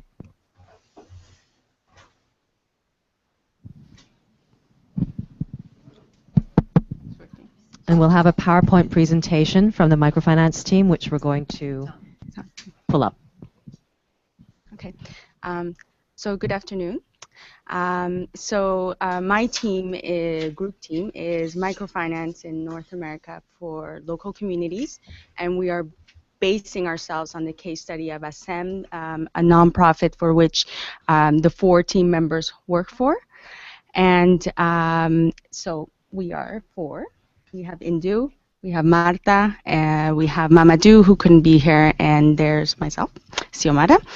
And so basically what we're going to start by doing is tell you a bit of who we are as an organization, later explain to you what is a community loan fund, and go on right into the social initiative that we're working on, looking at the stage of development that we are at and the challenges we are facing as an organization, and then later tell you how the community could help us. So that said, we are 4 members that work on a nonprofit organization based in Montreal named ASEM, and it's a Montreal Community Loan Fund, and we have been around for 25 years. And our mission is really to fight poverty and exclusion through community credit. So on to the services with Marta. Okay, hello. ASEM offers 2 main services. These are Objectif Reconnaissance and Objectif Entrepreneuriat. So through Objectif Entrepreneuriat, we offer training services and loans. For those who want to become entrepreneurs, we have the training service. So this is to help the participants to refine their business ideas and to complete their business plans. We also provide loans for startups, consolidation, expansion of business project for low-income people and collective enterprises. Our second service is Objectif Entrepreneuriat and Objectif Reconnaissance. This is a service that targets professional immigrants. So we offer loans to cover the cost of the accreditation process with the professional orders and trades. So now, how does it work?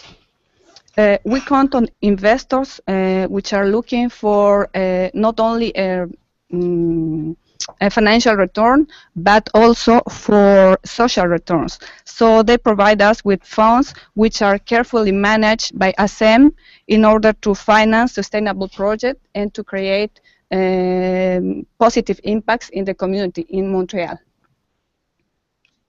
So we offer to our investors a rate of return up to 2%, and for our loans we have an interest rate of 10%. The interest generated by the loans is invested in the loan fund, so we can increase it and we can provide additional loans, or we can use this money to cover potential losses. Our main investors are individuals, so they count for 41% of our investment capital. We also count with Desjardins, which represents 30% of our investment capital. We also receive from funds from NGOs or religious institutions and others. We have different stakeholders that make it possible for us to offer our services. For example, we have the government. They provide us with operational funds. We have, for sure, our investors, like Desjardins or the individual investors. We have volunteers that participate in the loan committee. They have different backgrounds, but all of them are interested in impact investment and local development, and they bring us with new ideas, knowledge, and expertise. We have the staff that works every day to ensure a quality of service, as well as to ensure the funds trusted to ASEM. And for sure, we have the borrowers. They bring their business ideas. They work very, very hard to maintain their business and to pay off the loans. And finally, we have also RQCC, which is Réseau Québécois de Crédit Communautaire. And the role is to promote the honor-based lending in Quebec. So these are all the stakeholders which make possible for us to offer our services. So thank you, Martha. As you can see, we're not the new chick around the block. We've been around 25 years. We recently celebrated our 25th anniversary. And we've reached a certain stage where we want to be relevant, and at the same time we want to serve people who need our services in line with our mission. So I thought it would be nice to show you Madame Kama. So here is a Montrealer, originally from Congo, a single mother who tried to work in the Walmarts and the Targets and so on, trying to juggle family and her work. And she thought that entrepreneurship is for her, that she wanted to start a business, whatever it takes. So she came to us. We had a business planning training program in which she participated. And it's just been about a month where we gave her $20,000 financing towards a dépanneur. And our injection of funds helped another partner, Famessor, to bring in another $30,000. So together, with this money, she's been able to start her dépanneur. So it's just to show that our services are still relevant here in our neighborhood in Montreal. So just as we think of poverty in the South, the point that we want to make is poverty is right here in our backyards as well. And access to credit is still a preoccupation for many people. However, the environment is changing. Next slide. So for example, here is another project that we financed. We injected $10,000 to Patrick Poirier, who launched an app. And the app is to teach children mathematics. So it's Sweet App, Sweet Maths. Yes, at a certain stage of his life cycle, he needed an injection of funds to start his business, to keep it going. But he's also using, for example, Kickstarter to get other financing. So the question we're asking ourselves is, are we relevant? How we see that there is a need, how can we be relevant given the change of the context, given the change of technology? So the next stage, so the stage of our development is, we would say it's scaling. We're scaling, so we're trying to think, we're saying, okay, in line with our mission, can we have an expertise in honor-based lending. Can we use this as a means to generate revenues in the context of government austerity? Can we be consultants, help train similar groups to start similar work? Or given the resource constraints that we have, how can we generate supplementary revenue? Then again, in the context, there's impact investments, there's social enterprises, there's the whole wave of new kinds of investments that are happening. So how can we stay relevant given the change of context? So that is the question that we're asking. So the challenges that we have are, and this is what we'd like to bring to the group community, how can we better use technology to stay relevant to our stakeholders? As you saw, we have many stakeholders who are invested with us, who are committed, and they see that our mission is relevant and there is a need. But how can we better use technology is the first question. And the second question we're asking is, how can we better articulate our message to adapt to the change in the environment, given the current trends? And all the while, trying to stay focused on our mission, which is to have a more prosperous and inclusive society. Thank you. Thank you. And I would like to acknowledge Susan, who is the microfinance team's facilitator.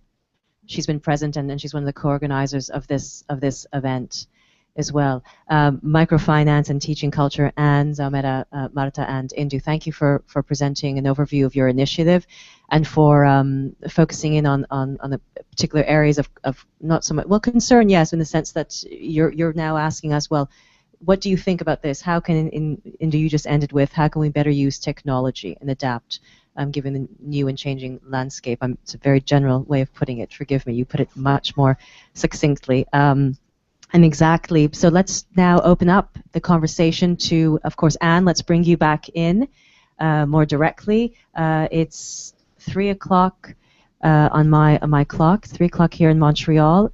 This panel, as you know, ends at 4 o'clock Montreal time. So, in other words, we have quite a bit of time to have an open, organic conversation. If we'll take this as this conversation could be as long as you want. If it ends earlier, that's fine. That's fine too. We are only 2 panels for Group D, so let's open it up to questions and comments, specifically addressing the microfinance and Anne team.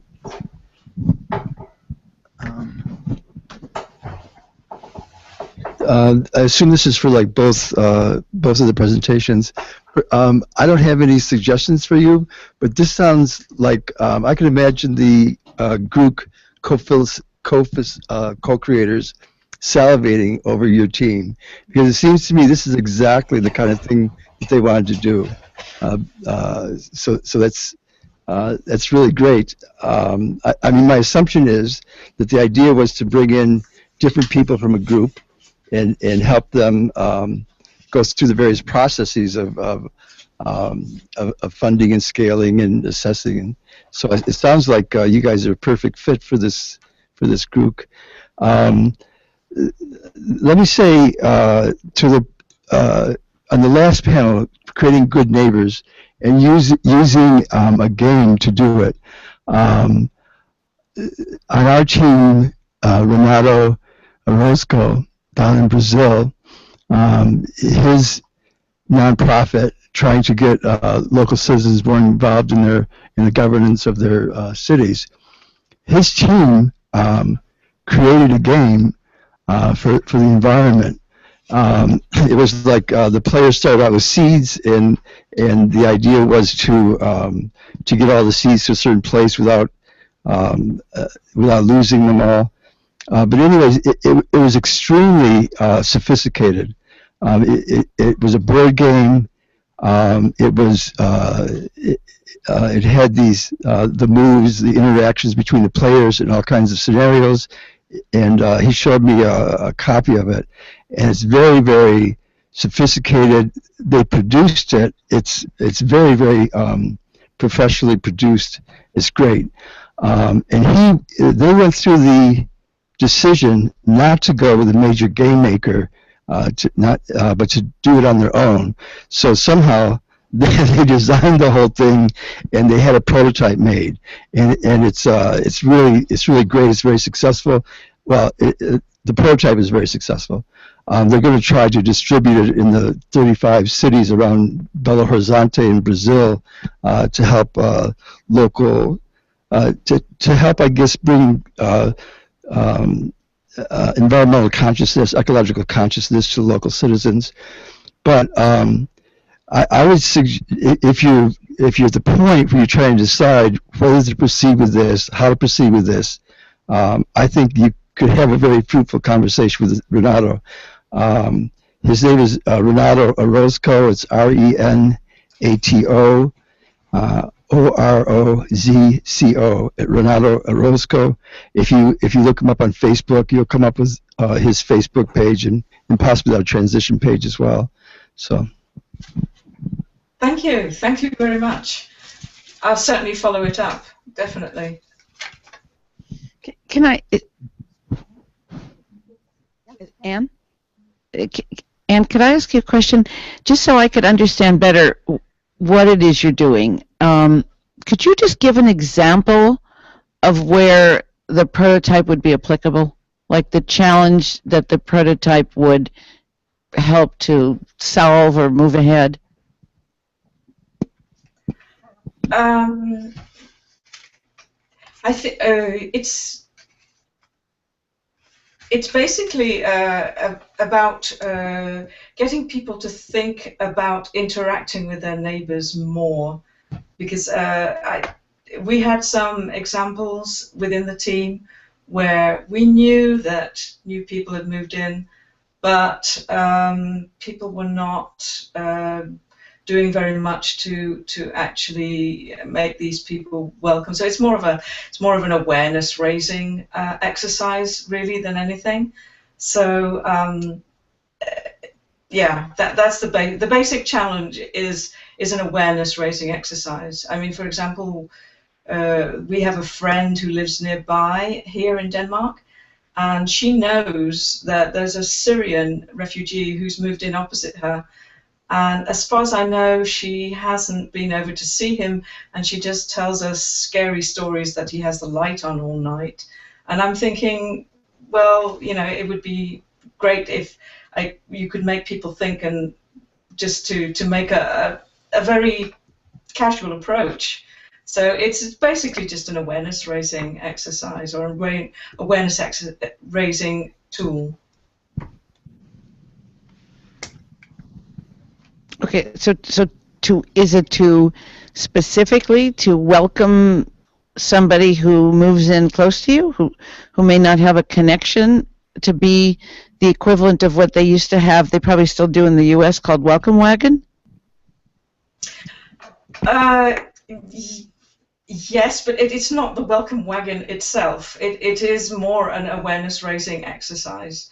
And in fact, I thought we had that in our town, and I went and visited somebody who works very much a great deal with civic matters in our town, and she said, no, we don't do that. It's not possible. We don't have the information to be able to know when people move in, and in any case, it should be a personal thing rather than an organized thing. So, yeah. As I say, I don't think we have the resources to do something that's very spectacular, but I think we saw it more as an awareness-raising exercise. Thank you.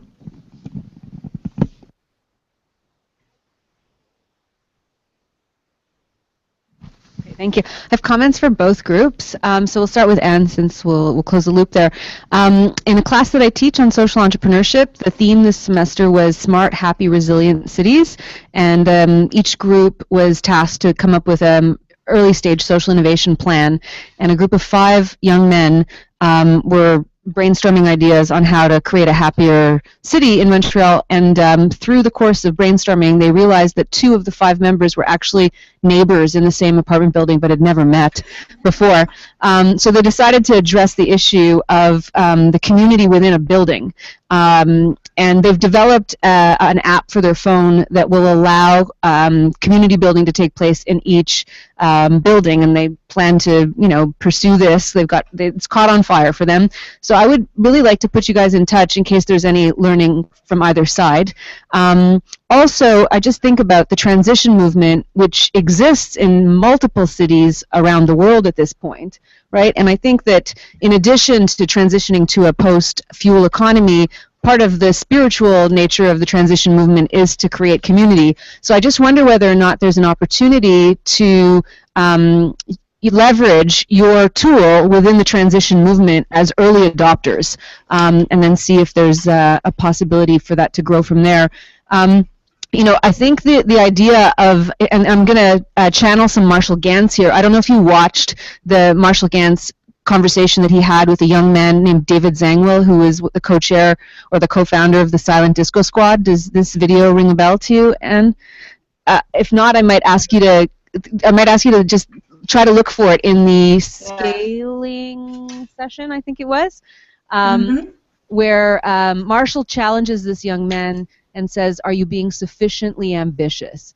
And so when you say that this is really a game that's intended to theoretically get people to think about their neighborhood and their neighbors within the neighborhood, I actually think that there's a tipping point right now and a moment in the gaming industry, which is a multi-billion-dollar, it's bigger than the film industry globally.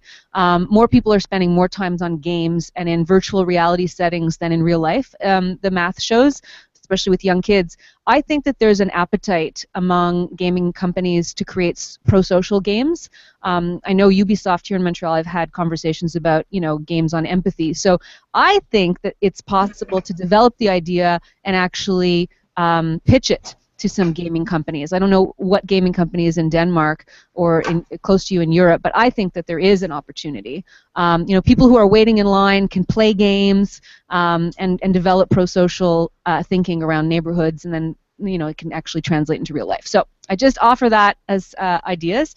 And then for our group here that's in the room, and one of the Grook teams that actually, because we had all these theories about what kind of people were going to take the Grook, and we're delighted that many people from around the world met each other, and are some of them coming physically together for the first time. But you're an example of a group that was already formed. You're already well along in your own social initiative, but you took the group to develop a particular project, which is a fascinating example of that kind of group. So thank you for being that example. I think that there's, and I want to tie it to the hackathon group over here, I think that there's an opportunity for you to actually simply get together for a whole day or maybe a weekend with a group of very bright, well-intentioned, knowledgeable people in the city and hack this question that you have. Like, how do we make it legitimate, and how do we, what was the framing of your question? What were the words? You had them, so how to make you guys more relevant? I think that that's a hacking, it's a beautiful hacking question. I don't know if the hackers over here agree. Deborah, with customers, oh yes, especially because because human-centered design is important, especially as refugees are coming in and going to need your service more than ever, I imagine. There was something else I was going to say too, and I've forgotten now in the meantime. Anyways, it may come back to me. But I think it would be possible to actually create a hackathon around that question. That would be my suggestion. And even the Desautels Faculty of Management, I'm sure that there's a group here on campus that could help you coordinate that, because students are so keen. But it doesn't have to be students that participate. It could be, social sector actors that come, but, could help you. Yeah.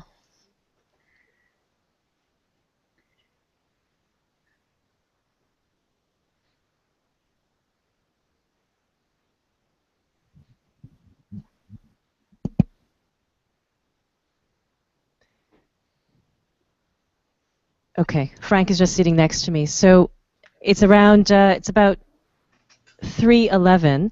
And which city in Denmark are you based in? I'm not based in a city. I'm based in a tiny, tiny little village, and it's called Nimtofte. Okay. I said it was near Aarhus, which you'll not have heard of either, but that is I the have second a cousin who lives there, but Oh, really? Okay. yeah, It's the yeah. second city of Denmark, and we're about 40 kilometers away from there. But we really are. We're a tiny little village, tiny little community of 700 people. So it's tiny. Oh, it's a hamlet then. So that Yes. provides some context, not all, of course, some context as to why a newcomer to the neighborhood, to your friend's very street, would perhaps perceive him or her with some suspicion or feel apprehensive. It doesn't. This happens in cities as well. Our very own city. It's not strictly a matter of, it's not just a matter of towns and hamlets. And it brings you back to the comment, the matter that you're taking up, the microfinance team, and looking at poverty very much here in our very own city. In other words, the city in the global north. I know, Indu, you referenced the south as in the global south. Right. In places like sub-Saharan Africa, name the country, Zimbabwe, Botswana, or South Asia, India, Pakistan, Afghanistan, etc., but very much happening in advanced economies like ours. And in our city, in this room, we have bright people who are underemployed, and so I would be one of them, underemployed at the moment, going through career transition. And again, there are a number of people, more and more, older and older, who are going through similar experiences, and we would want to access. Be able to access funding for our own projects, initiatives, businesses, which, at one point our forefather, in my case it was a father, literally forefather, my father, who immigrated here many, many years ago, came here as an entrepreneur, and somehow accessed capital and was able to purchase some land and build a small factory. And now we fast forward 4 decades, and his daughter is in a situation where she's wanting to access capital potentially. And how does she do it? It's important within the context of a city that is full of opportunity. We're told, and in fact we see this group is an assemblage of people who have opportunities on offer and who are trying to emphasize the fact that there are opportunities, and let me help you. Paul and David, for instance, with their hackathon, they put together, they essentially facilitate people to meet, i.e. run hackathons, one of their projects, and that's an opportunity where people can learn from another and get a leg up, if you will. I just wanted to add those few comments. Frank was encouraging me to share my thoughts and not whisper them in his ear any longer. So forgive me if I rambled at all. It's 3:15. This panel ends, but there are comments on my right. So this panel ends. Well, again, we have plenty of time. So let me just pass the mic on to my colleagues. So for the microfinancing team, part of relevance is also raising awareness. So a theme that's common to Anna. And I've never heard of you. Right, and I live in one of the highest density poor areas of the city. So I'm just wondering how you're thinking about that in the redesign of this new and more relevant offer that you're thinking about. Because if you could have the best thing in the world, but if nobody's heard of you, it's not relevant, if you know what I mean. Yeah, and that you've been around for 25 years. I'm just astonished that I've never heard of you, and I'm very impressed, Hi, are you part of ASEF?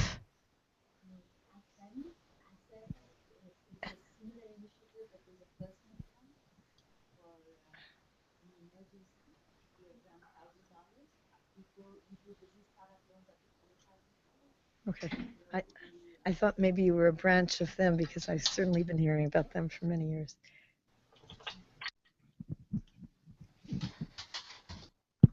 So no, we're not part of the ASEF.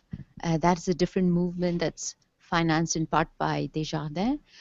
We are an independent non-profit organization, but we're also part of a network of community credit in Quebec. So we're actually 20 similar organizations across 12 regions of Quebec. So I'm wondering if maybe a good place for you to make yourself known to are places like CSS de la Montagne, CLSC Côte de Neige, that's affiliated with CLSC Park Extension. Those are two areas that have hugely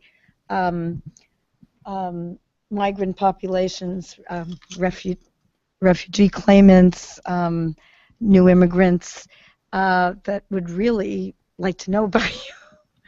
And so that would be, it would be good if you could bring your publicity to them. So, for example, CLSC Côte de Neige is located on Côte de Neige at the corner of Côte Saint Catherine.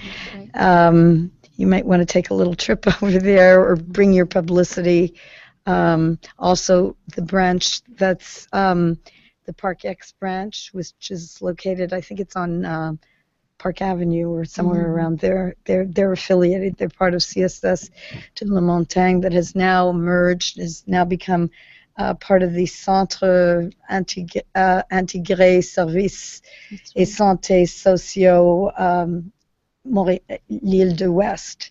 So those are good places. Places like Project Genesis on Victoria and Côte Saint Catherine. It's a storefront that helps people that are in the neighborhood that are. So those are some places that you might want to connect with that would be very happy to know about you. I just realized that I have a question that isn't clear to me. Why do you think you need to be more relevant? Like, what's provoking this question? In the face of change of technology, traditionally, when you look at our investor base, because the capital that we lend comes from the community, a lot of our investors are individuals of a certain age. A lot of them were religious-based investors who wanted to use a part of the capital for social return as well as a financial return. So that's been our traditional base of investors.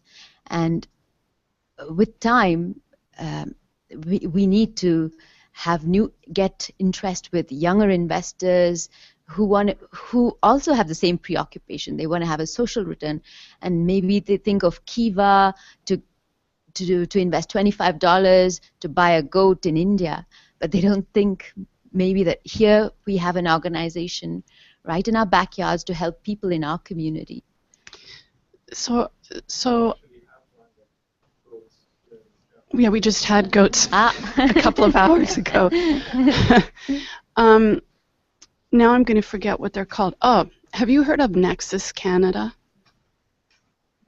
Because they're going to be doing something here in Montreal. It started in Toronto in the fall, and it's really for second-generation wealthy people to learn about impact investing and different ways that they can invest their wealth and influence policy making, etc.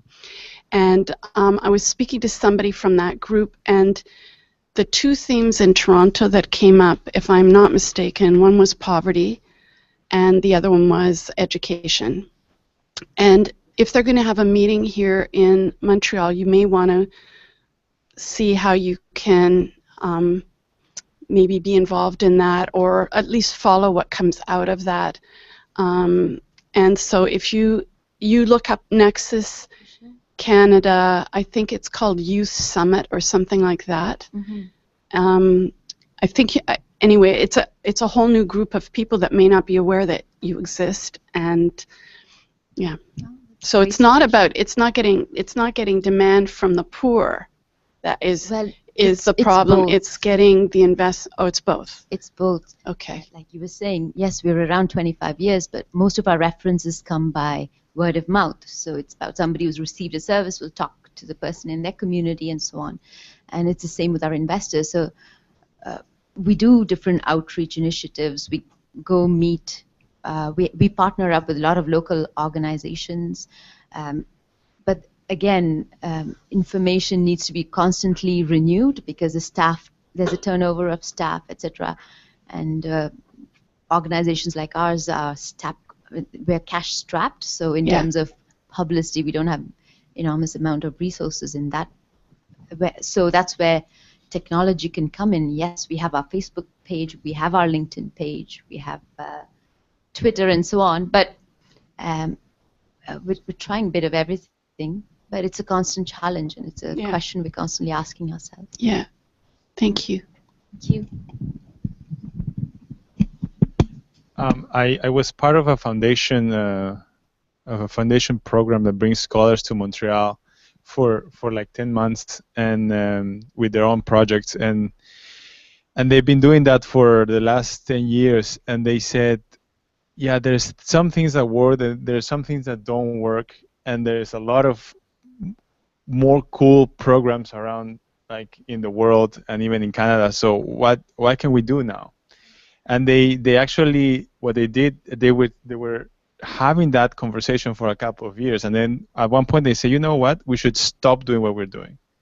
Let's have a 1 year of reflection and allow to put all our energy into reflect about what we know and also looking outside.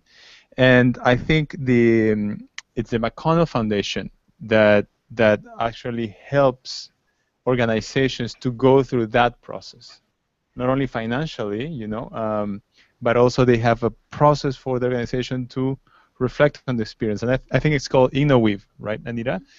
Can you say one or two words about what that is? Yeah. So the McConnell Foundation, which grants organizations all across Canada, noticed that there was a need for some of the nonprofit organizations to develop skills, but they all had different sets of needs.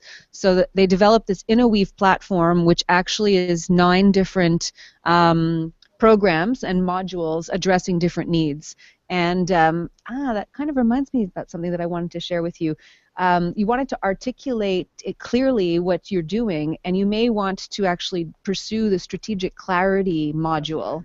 Yeah, so in fact there's a deep dive interview in Insights from the Field. I think it's in session 6, where we interviewed 2 coaches that are InnoWeave coaches and do these strategic clarity sessions with nonprofits, and we interviewed 3 leaders of nonprofit organizations that benefited from that module. So if you watch that, you'll get a sense of what you can expect from the process, and you may want to pursue it. And it's funded and underwritten by the McConnell Foundation. So there's very little resources you have to spend. There's something that you have to put in, but it's not. It's very well subsidized, and the coaches that are assigned to you work over a period of 6 months to help you develop it. So I really recommend it. Yeah, for anybody across Canada watching. Sounds to me like you guys want to get into that process will be useful. So, and there's a comment also for Anne. Sounds to me like the teaching culture is really the learning culture initiative. And I was curious. I have one question. Like, why did this project ended in 2006 with the European, I guess the European Union? Or Commission, and I have another suggestion, because if it's not like teaching culture, if it's like learning culture for neighbors, like in a way I'm thinking of these 25,000 refugees that are coming to Canada, and the actually landing today, right, in Toronto and tomorrow in Montreal. They all, I think, are going to be assigned a host family. Like there's a Canadian family who is actually not only potentially sponsoring them financially, but also helping them connect in every other way, where to do groceries, like where is the closest mosque, where is all their language schools that they can attend, where do they take the kids for, where is the park where you can take the kids, like what do people eat in Canada, right? Like all these basic stuff that they might have, and that means that the Canadian family is going through a cultural learning to help them, right? So I think at least those 25,000 Canadian families need this. They might be willing to help, but they need this kind of like platform or or resource that can help them go through the process of helping another family from a different culture. That is not necessarily neighbors, but they are kind of neighbors. Yeah. Why did the project end? Because that's the nature of EU projects. And at the time, I don't think that anybody had the resources to continue it. And I'm actually looking to revive it and update it. Your idea is great and is another angle to it. And what we've been talking about in our team could be a bridge between what I was talking about as teaching culture and what you've been talking about as helping people to learn about hosting people from other cultures. So yeah, it could be a bridge. Maybe our Canadian team member will be interested in going forward in that direction, because she's going to have a big change in direction after Christmas, in fact. So she might be open to that suggestion and might be open to working on it. And I would be too, if it were possible. Sounds like a good timing. Yeah. Yeah, definitely.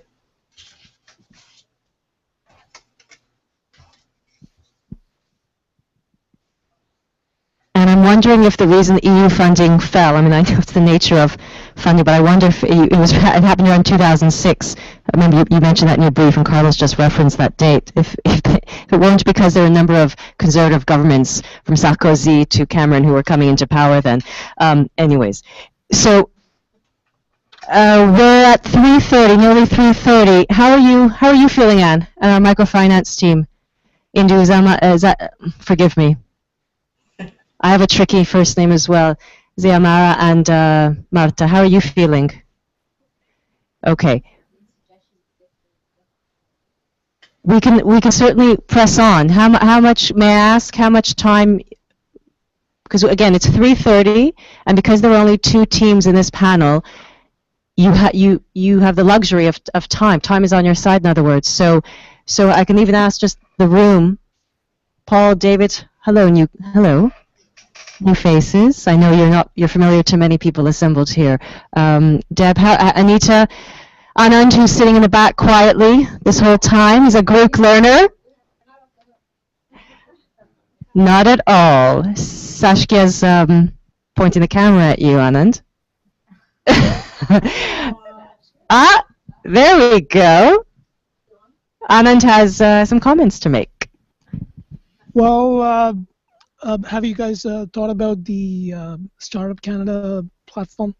They've had a bunch of nationwide tours with day-long boot camps. The next one coming up is on Monday.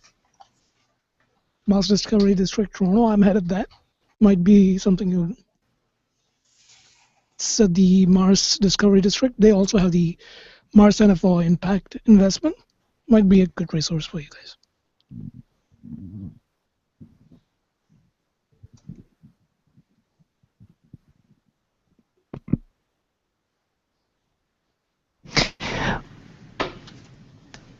And how are you feeling on your end? It's late-ish? No, it's only 9:30. Okay.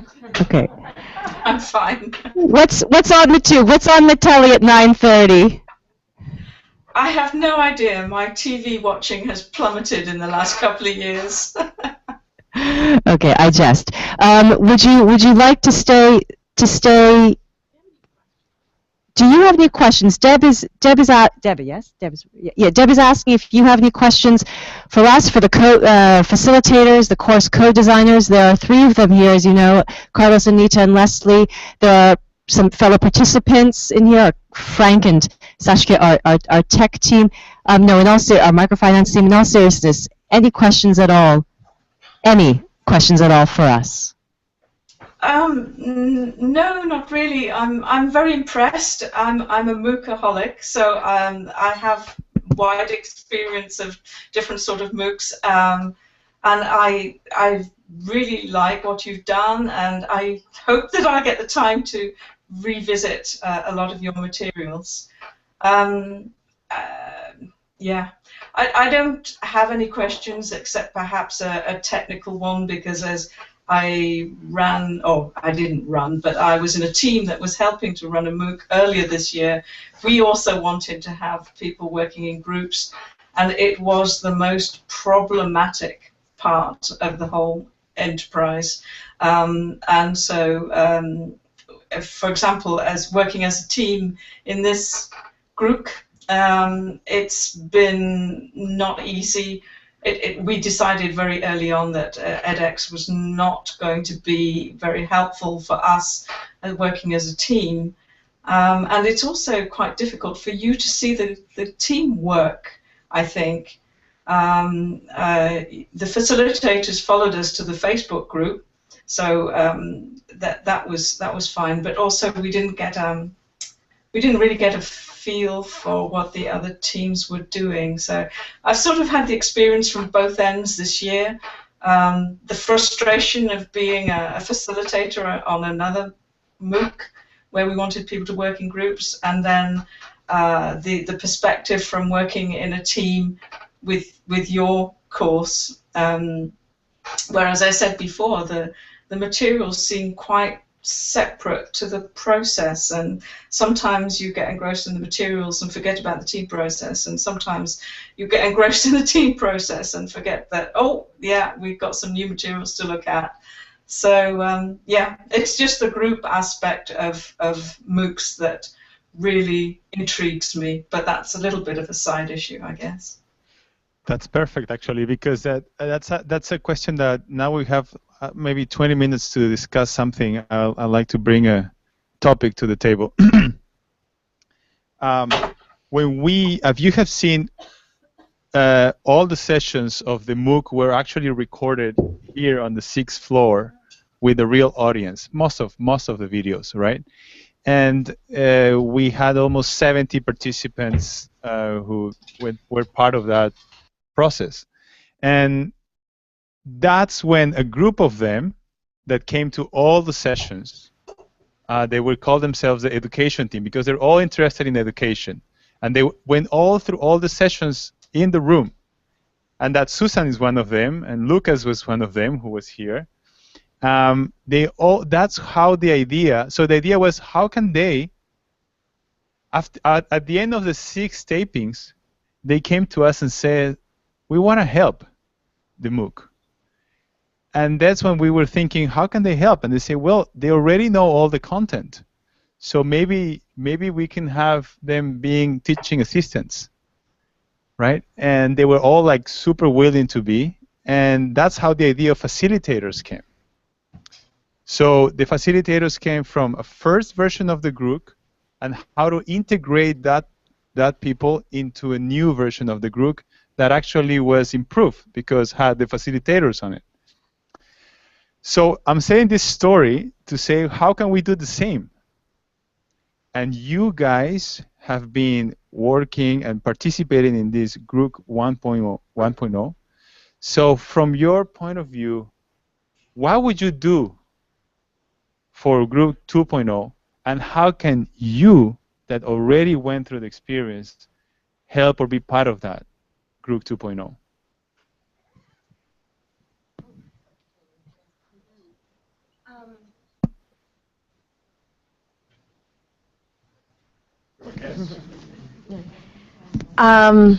Well, definitely I would welcome staying involved.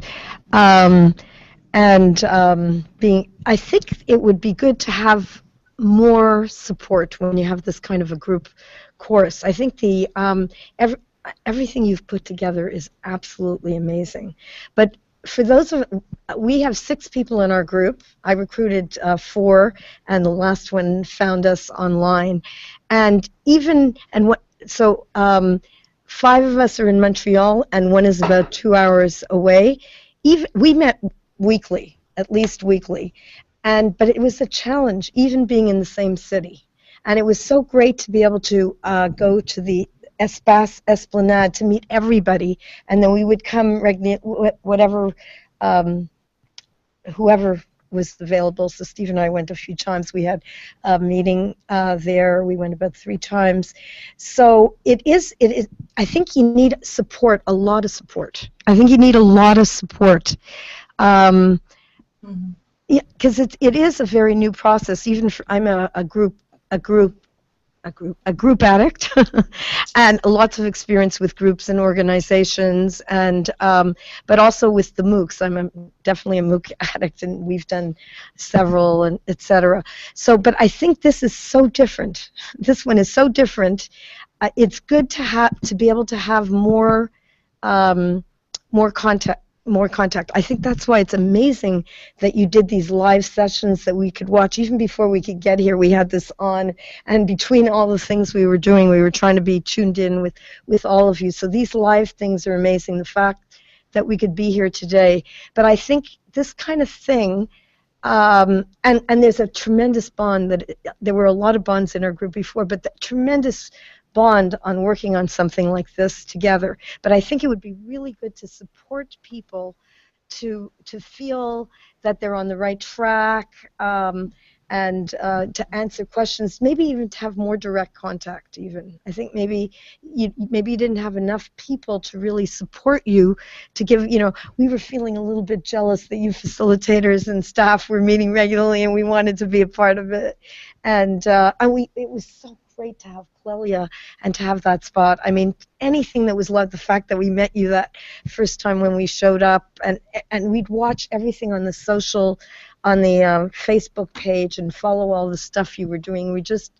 It was just incredible to feel connected with so many people all over the place. Thank you, Elaine. Think also, like, for example, we have at least 70 people like you that are like super engaged with their teams, with their social initiative, with the course, that they're like Alan, like giving feedback constantly to the group. So how can we tap in that amazing army for the next person? Sure. I wasn't sure. Me too. Oh, I'm in. Okay, good afternoon. I've been super quiet, and I'm usually loud or noisy all the time in any meeting. I've been just like shocked, I guess, impressed, excited of this opportunity. Wasn't expecting it at all. I mean, probably the shock of really seeing participants and coming it to life. When you're asking the question of how we can make something better or a second group better, the first thing that came to my mind, if it wasn't you, it was Henry, who in our first meeting as facilitators, one of the first things you guys did was like drawing a picture of like, this is for people that want to do impact. Then this is like 16 people that did the course. Then if we add up to you guys, it's going to be, I don't know, 50 people. I don't know the number. It's just what I'm trying to say is the impact of like how you can expand out of something. And something that was pretty clear is that we're trying an error in terms of education, and we're trying to change also that pattern, making online learning a tool, given the fact that it's so spread out there. Having that said, one of the things that is one of the greatest gains at this point, it's experience, I guess. And the word experience is what can collect everything in this group. Me as a facilitator, you as co-creators, students, participants. We have the experience right now to make out of an innovation that we just had, something that triggered all of us to be here. It was a sense of creating some actions and creating some movement, and we've gained experience in that sense. Creating a more solid team, the initiative is still there. I participate with whatever the reaction I had when I saw Marina in the facilitating. Like, this girl is super great, like her enthusiasm, her everything, and just meeting her, I was like shocked. I was like, wow, this is real. And what in the meetings can happen that you guys say like, yo, you meet every 2 weeks. We also have our concerns as a group in terms of facilitating, but I'm pretty sure that when you bring all those things together, once again, that expansion of like how did it began and how it's expanded, plus experience in the terms of education and expanding an initiative that will make a second group way better, because we're taking into consideration many aspects, and just sitting here listening to all different points of view will create each role something better, because I also rescue what people say here in terms of meeting face to face, and that's for me very important and relevant. But I also can see Rashika is here. She was in Toronto for 2 months. I emailed her, like, just with the sense of like the initiative, the wanting to do. Jessica, who is in Washington, her job is amazing. Her way to connect to people is just, I don't know how she does it, man. It's very, very nice. So it's not only in terms of like, we've seen that this group has allowed us to explore the limits of connecting, and it's not only online or face to face. It has some improvements, it has some advantages, but the core is here. The heart of this is experience and initiative. So that's my point.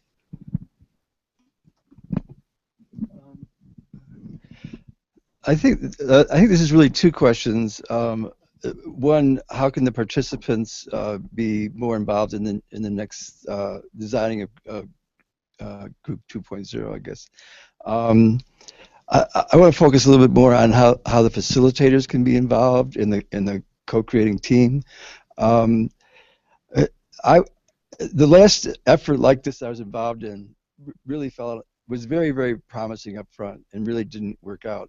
And I had thought that the next step in this process, this iterative process that's going on not just with this group, lots of MOOCs, and there's lots of organizations where this kind of thing is happening. I thought the next process was this very thing of having facilitators facilitate teams. I thought that somebody was needed to keep things on track, to feed information and resources to the teams as they developed. I thought that was what was missing in the last effort along these lines. And I think some of the facilitators I think have been great and have really helped move their teams along very, very well. Have not been so good. And I think that this reminds me of like what happened here today was incredible. And I think this is what I was expecting. I was expecting like a team is trying to form, and there's these 6 steps. It's like forming a team, co-creating, you know, and then a prototype, and then funding and scaling and assessing. As I could imagine, I can imagine this process happening with every team as we go along, where if there were one facilitator who became even more expert in each one of these. This reminds me, my wife is a psychologist, and they have integrative teams where they have like social workers, psychologists, psychiatrists, across the board, caseworkers. They will convene a team of like 6 or 8 people and go through students or patients one at a time and say, okay, what do we need to do to help this patient, and call on all the expertise of all the different people. So that's what I can. One of the thought that comes to mind is in one of the videos where the facilitators were meeting and discussing their experiences. One of the women talked about thinking of the course material as a library. I think that's a great idea, and I can imagine that library being expanded to the point where there were like 3 or 4 references where we suggested, like I suggested open space technology, and Deborah suggested a half a dozen different resources for the microfinance team. So my sense is that if there were like a handful of facilitators who became even more expert in resources in these 6 areas, and then from time to time checked in with the team, saying where are you at, what help do you need, and then shared these very, very specific successful kinds of resources with them to meet the challenge that they happen to be facing at the moment. So.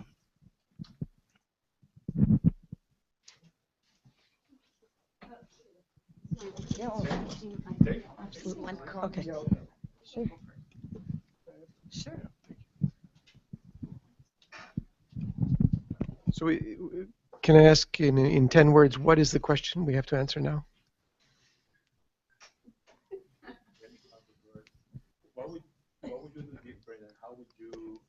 Okay. Next group, if you do it again, you cannot roll the clock back, so let's talk about the future. So I think there's a need for a form of triggering or something that causes action to come into effect so that the participants who join become more active more earlier and more cohesive. Okay. So I would use something based maybe on the Stanford's design school thinking or based on something fairly simple, a group that many of us here know called Toastmasters. Indu knows this, right? And Susanna knows this too. You know Toastmasters? Yeah. And they have leadership exercises, and you put together interesting meetings, but there's a formula. And you can extract some of that for this, so that in the first 21 days, everyone who joins the group gets into a micro-stressful situation which activates them. And it's like in a Toastmasters meeting, everyone has to speak. If there's 15 or 20 people in the room, they all end up speaking before, let's say, 95 minutes have passed. So if in the first month you've managed to get everyone to be more involved and engaged, then you're certain that in the next month they're going to produce something as a team. So you might even cause a shakeup where the teams arbitrarily get formed. How do I say it? There's a cleanup process you need to do when you need to call away the inactive members, right? But instead of turning that into an active subject, you do it behind the scenes. You do something else, which triggers activity, and it helps to polarize the inactive and the active. And then the inactive get kicked out, but you don't even mention it. You just say, join another team. And so within 21 days, you're already causing, you know, it's like separating two kinds of birds that are flying together, but in the end, they create two different flocks. One is the pigeons that go higher, and one is the sparrows that go lower, for example. So I'm just giving you, you need to do something faster, sooner, earlier, and not just talk about the cleanup as an explicit subject, because most of the members don't want to hear about the cleanup activities. They want to hear about something with a bigger future. So that's what I'm suggesting. So the Stanford Design School thinking or the Toastmasters thinking might be a way for you to accomplish both objectives at the same time.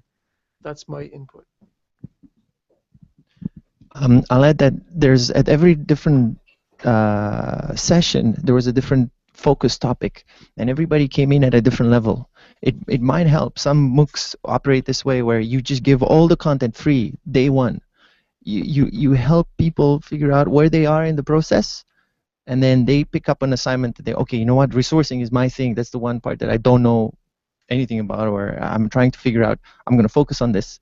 And in this way, you would have, it's just an idea, you would have 6 different cohorts. Each group would be at their own level, and now they have an opportunity to collaborate with each other at the same level. It's why you like to go play sports with somebody who's at your level. Same reason. If they're too advanced, you're going to be falling behind. You're alone. If you're too fast, then you're going to get bored.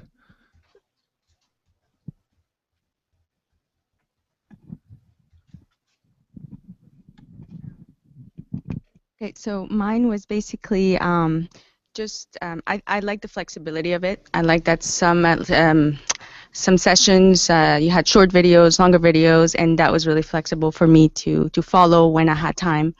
And I like the clarity of it, of how it was divided.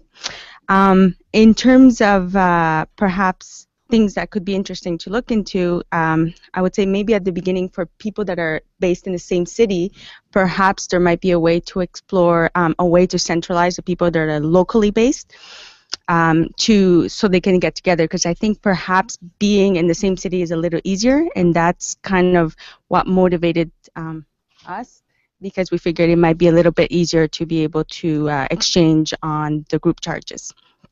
And last, I have a bit of a question. I just wanted to know if the resources are going to be available until, yeah, like the links to the article. Oh, okay. Thank you.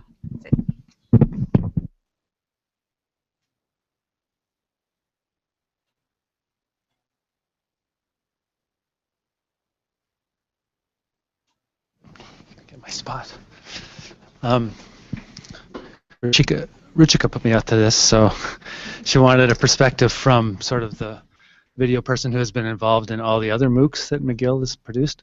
I produced the first set of videos for all the preceding MOOCs. I wasn't as involved in this project, but the reins were happily handed over to Sashka, who's done a fantastic job on this. I know what she's gone through on this, like the amount of stuff that you've produced is amazing. But what I would like to put out there is a question, like I'm always looking at ways to use video effectively. What's the best way to use the medium? And from what I've seen in this group, I think this is the best use right now, where it's interactive, it's participatory, you can exchange ideas, you can connect people from all over the world. I'm normally used to making videos a one-way direction. You produce something quite nice, it goes out there, but there's not that much interactions. So my question to the people who have been doing this course is, what of the videos that you've been participating in or watching rather, what has worked really well for you? What kind of things were inspirational in the videos, and what do you take away from it? So. Yeah. So my favorite movie was with the autism spectrum folks, because it was in their environment, so I could connect with their whatever it is that they were doing. You know, there was a board in the background, there was people moving, the conversation was on topic, they were in it, right? Focused on topic. It wasn't just abstractization or just thoughts and ideas. Whereas I would have appreciated the same kind of documentary style videos for all the topics that have been discussed along the spectrum. It's easier to connect with the real problem that they were solving. You could see that it was real. Right, yeah.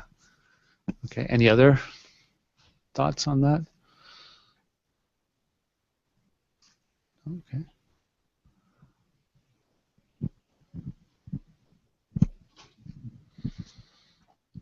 So the one video that just stayed with me was the Marshall Gantz video around civil rights movement.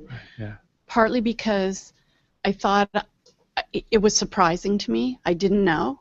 Mm-hmm. I thought Rosa Parks was just some woman that got on a bus. I didn't see it as part of a strategy. So the story that he told was so compelling, and I learned the most maybe from that. Yeah. That one video, and I've referred to it a lot. Yeah, I remember I was in the room when that was being taped, and he was a pretty compelling speaker for sure. So certainly excellent speakers are a huge source of video material. When you start working on all the graphics and stuff, it takes a lot of time and it's a lot of work, so we tend not to do that much. But finding the person who can tell the story, storytelling is an effective use of the medium, I would say for sure. Yeah.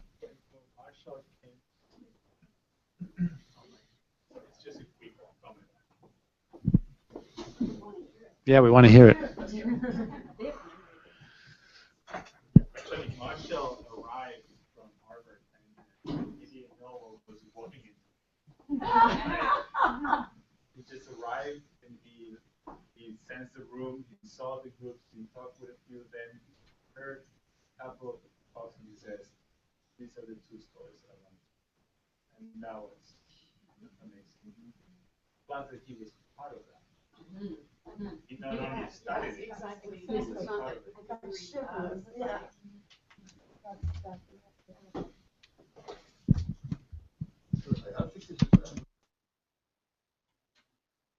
Yep. It's taken like a long time for a lot of the teams to prototype, but I think it's very important to have success stories, especially in video form, and I think that that's something that couldn't be done with this one because the successes are all after the course is over, or most of them. But for Group 2.0, if some of the teams continue, and you have like really compelling success stories. I think that's those are very inspirational for the people who are just starting Group 2.0. Perfect. We have 3 or 4 more minutes before we go. Oh, we have 5 minutes before we go to a break. So, and then we have the last panel, very populated. We have 5 teams in that panel. So, quick question. I just would like to hear 2 or 3 comments. How can you be involved in Group 2.0? It's not a commitment. It's just like, how can people who already went through this experience, teaming up, trying to develop a prototype, engaging with the whole community, engaging with a facilitator, how do you think people like you, this army of 50 or 70 people, can help in Group 2.0? Sorry, Paul. Go ahead. No, go ahead. My quick comment would be everybody starts over again and reteams. New team, new subject, new idea. You do it all over again.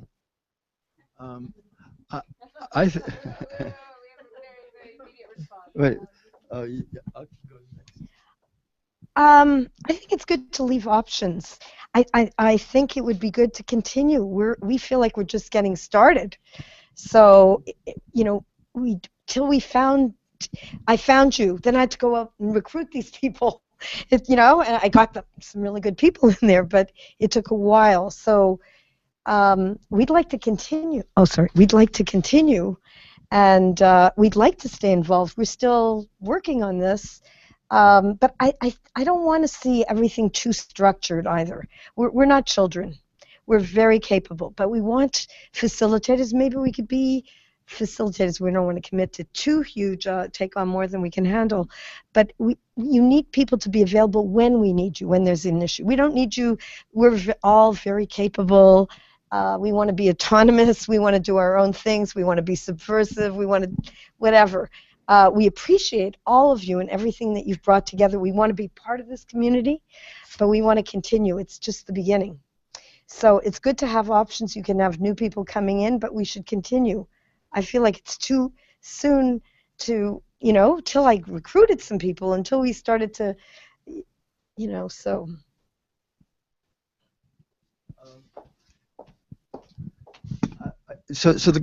I take the question to be those who have participated in the group. How can we be part of the process of feeding information into the design of Group 2.0? Is that the question? I see. Yeah, I would say once you open it, all those of us who want to would do that. I think also beyond the survey, I tried to do a participant survey to get feedback, and it didn't work out very well.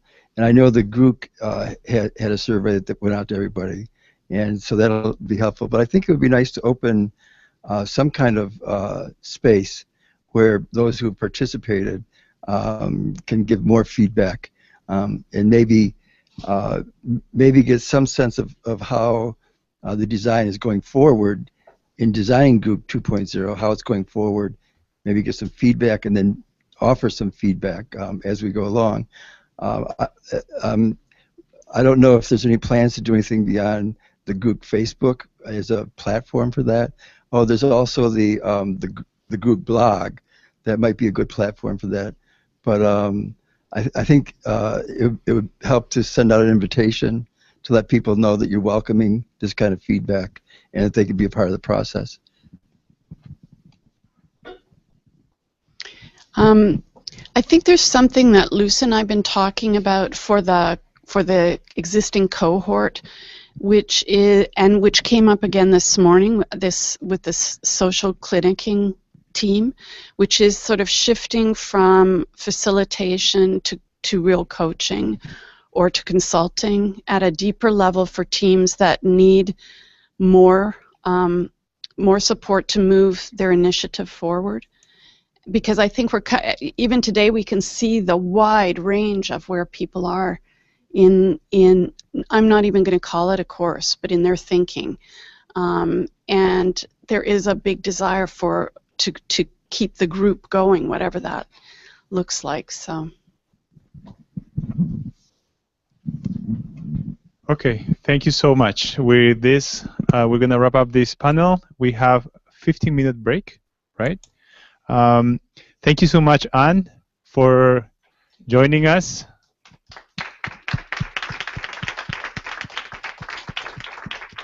Thank you to the microfinance team, too. We wish you the best, and we'll be back in 15 minutes. Yeah, okay.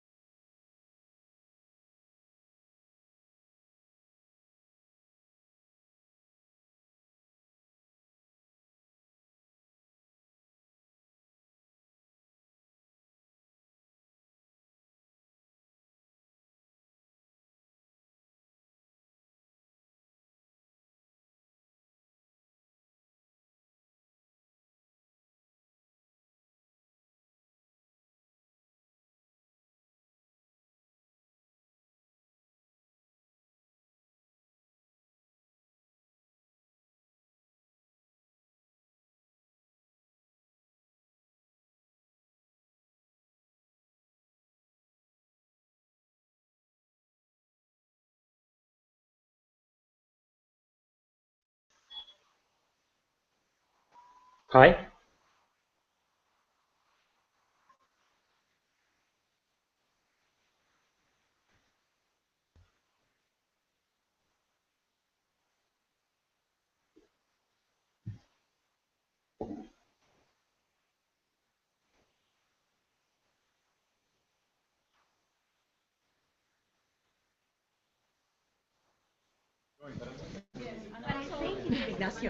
Hi.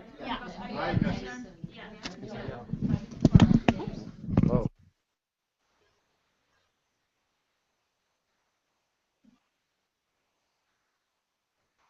Ignacio, hello, it's Ruchika. How are you? Ciao, how are you? Fine.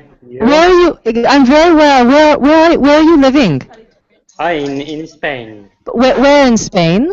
In Valencia. Ah, I've never been to Spain. I've been nearby, but not to Spain. No, not yet. Okay. My father used to visit. He used to visit Valencia for many years ago. He was importing glass. Okay. Anyways, Okay. Good long deal. time ago.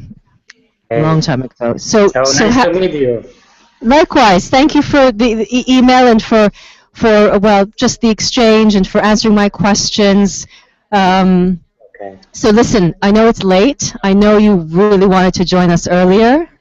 Yeah. I Yeah, don't. I tried, but I understand that it's difficult to coordinate all It that. it was tricky. It wouldn't have been impossible. Well, nothing's impossible. You know, in the end, a few people dropped out of the second to last panel. So you could have joined us an hour ago, but maybe it's also um, I think you might enjoy this particular panel and the other four groups. I think you'll add a real energy to this particular panel. So, as you know, you're one of 5 teams presenting in this last panel. Um, Listen, you stay as long as you can. If for any reason you need to leave us early, just say so. Um, Okay. so what we're going to do is we're going to have you present. We're just in a coffee break, so you probably hear a lot of chatter behind me. Don't worry, it's okay. Yeah, there you go. Yeah. So we're going to have we're at McGill University. We're in downtown Montreal in the management building. Yeah. On the second floor. There are a lot of undergraduate students here studying for exams. Oh yeah. Okay. Yes, Okay. yes. So But we're at 4:15 now. I think we're going to actually be a few minutes late. So I have 4:12. I'm thinking in about 5-6 minutes. yeah. Hopefully we'll about 5-6 minutes. I think that's reasonable. We'll start, and we'll start with a quick overview of creating and developing a community to support unemployed people. So really focus, maybe use your team brief to anchor your overview. Yeah. What stage of development, you may discuss what stage of development you are. So, well, what's even quite interesting is how you even formed this group and the Yeah. people in the group. Yeah. Can I use a presentation sharing screen, or is it possible to use a presentation, a PowerPoint Yes, presentation? yes, most definitely. Feel free to pull up the PowerPoint on your desktop. Yeah. And do you know how to share it on your Yeah, screen? I think it's the green screen that is shown on the left of the screen. I can That's use right. that icon. Yeah, okay. That's right, on the left-hand side, exactly. And then you'll just choose your desktop, and it should appear on everyone's screen. Okay. So yes, feel Okay. free. Yeah. So you'll have about 8 minutes. 8 minutes. 8 Okay. minutes. So yes, Yeah, I that's. think it's enough. But okay, we will. It's enough. It's more than enough. I think we are 5 now in So this. your 5 groups. So you'll begin, and then after your overview or short presentation, the social development through human resources management group may present. They haven't gotten back to me, so it might be that we're actually 4 groups. Okay. Now, if this second team is not here, not present, then we'll jump to the dance project group, and they're presenting live in the room. In Okay. fact, Alejandro Yeah, there are a few of the in fact all of the dancers I think in the room, and then End School to Prison Pipeline by Eileen. She's joining you online, and then Tanya Michelle. She's a facilitator. She formed a team during the group Fast Fashion. She'll present as well, and then we'll open up the conversation between the teams and all of us. Okay. Support. Now, in all honesty, this isn't going to be a deep dive into your initiative, but if there are any critical questions or specific feedback you want, please, ask. There are lots of people we hope who could be able to help you if that's what you're seeking. But this is just one moment in time. Okay. So I'm going to, yes. How many hours are you in the Groocathon right now? So it's 4:15 p.m. We started at 9 a.m. So it's long. And so no, we're okay. How are you? Oh yeah, okay. I was at first at the beginning, but then I had to do some stuff at home. So then now I can join now. Lovely. Have you eaten dinner? Have you had a meal? Yeah. It's 10:15 here in Spain, so it's night time. Yeah. Okay. So you at the university. You studied business management. Yeah, business management. Yeah, in Valencia University. Yes. Okay. And I've made an exchange with in Erasmus program with university in Holland. Okay. Okay, we need to start. We need to start. Yeah. So, Ignacio, I'm just going to cut you off. We're going to have everyone take their seats. Yeah. So, as soon as everyone has taken their seat, we're going to start with you. So, I'm going to go off. I'm going to turn my mic off. Okay. And then we will give you the cue to begin. Just give us a couple of more minutes. Okay. Thank you. Gracias. Thank you.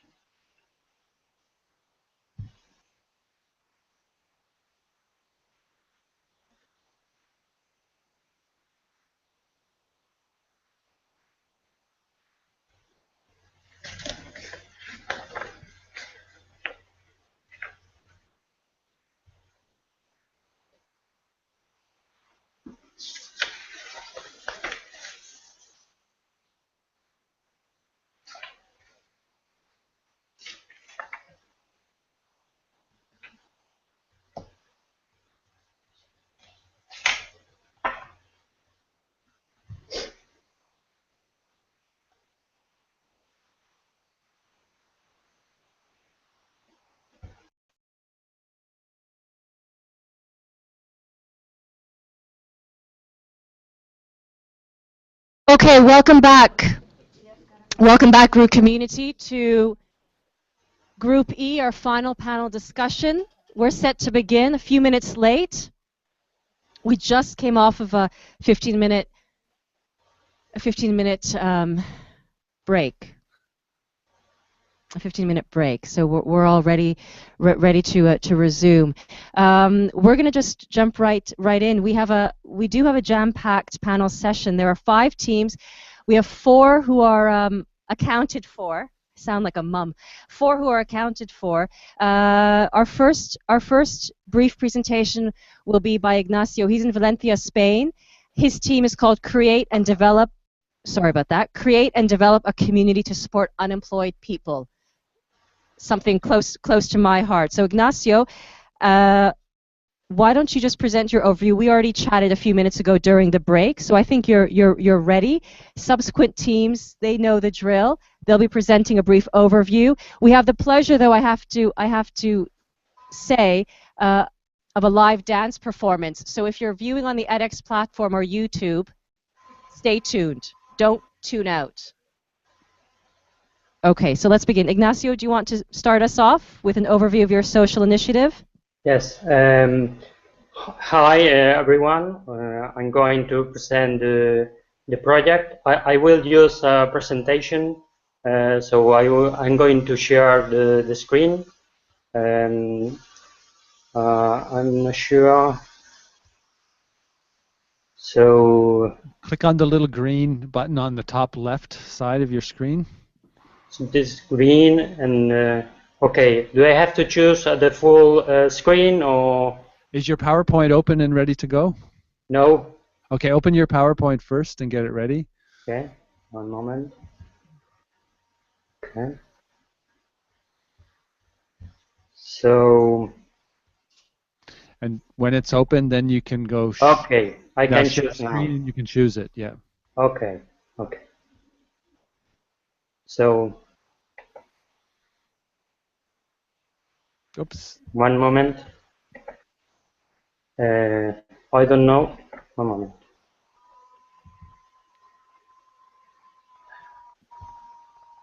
One moment, please. Okay. Are you seeing the presentation? Not yet. Okay. Make sure you click on the share screen button and choose the PowerPoint. Okay.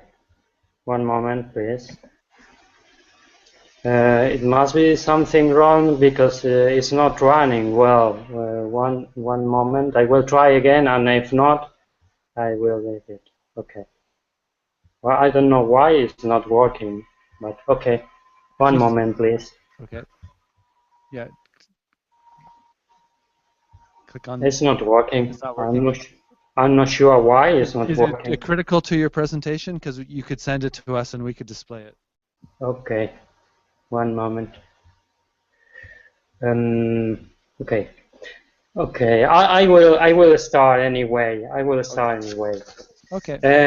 Okay. First, I'm going to introduce the team. Then I will talk about unemployment and the analysis we have done. And finally, I will talk about the journey of learning we have had the team together. So our team was formed by people that we didn't know each other before the group.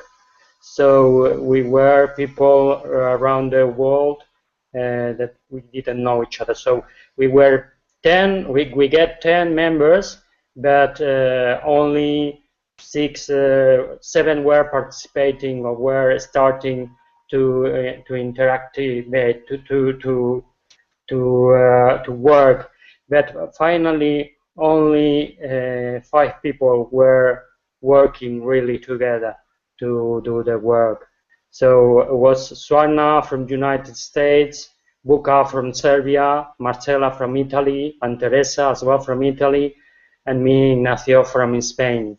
So we are also having different time zones. We have to coordinate to do meetings and so on. And facilitators were Deborah and Luz that help us a lot. Okay. So about the problem of unemployment, right now there are around 200 million people unemployed around the world. So it's quite a big issue. And the work is the only way to integrate people in economic social system, because it's the only way to have incomes. Most of the people need incomes from work because they don't have another source of income. They don't have properties or other place where they can get income. So we have different unemployment rates around the world, but now we have problems in Europe. Spain now is 22 unemployment rate, more or less like Greece, and we reached 26% unemployment 3 years ago. So, and 7 years ago, we were around 8% unemployment. So, rates of unemployment and problems linked to unemployment can change very fast, linked to the economy or collapse of the economy. So, the root of the problem is quite deep. There are structural problems that are related with economy, industries moving overseas, or education, access to education. We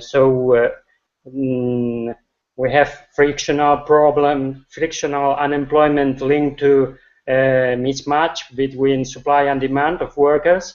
But then we have structural unemployment that we have in addition causes of crisis, austerity, or bad policies that governments are having. So I would like to read the Universal Declaration of Human Rights in Article 23 that says that everyone has the right to work and the right to protection against unemployment, and without any discrimination, and as well ensuring for himself and his family an existence worthy of human dignity.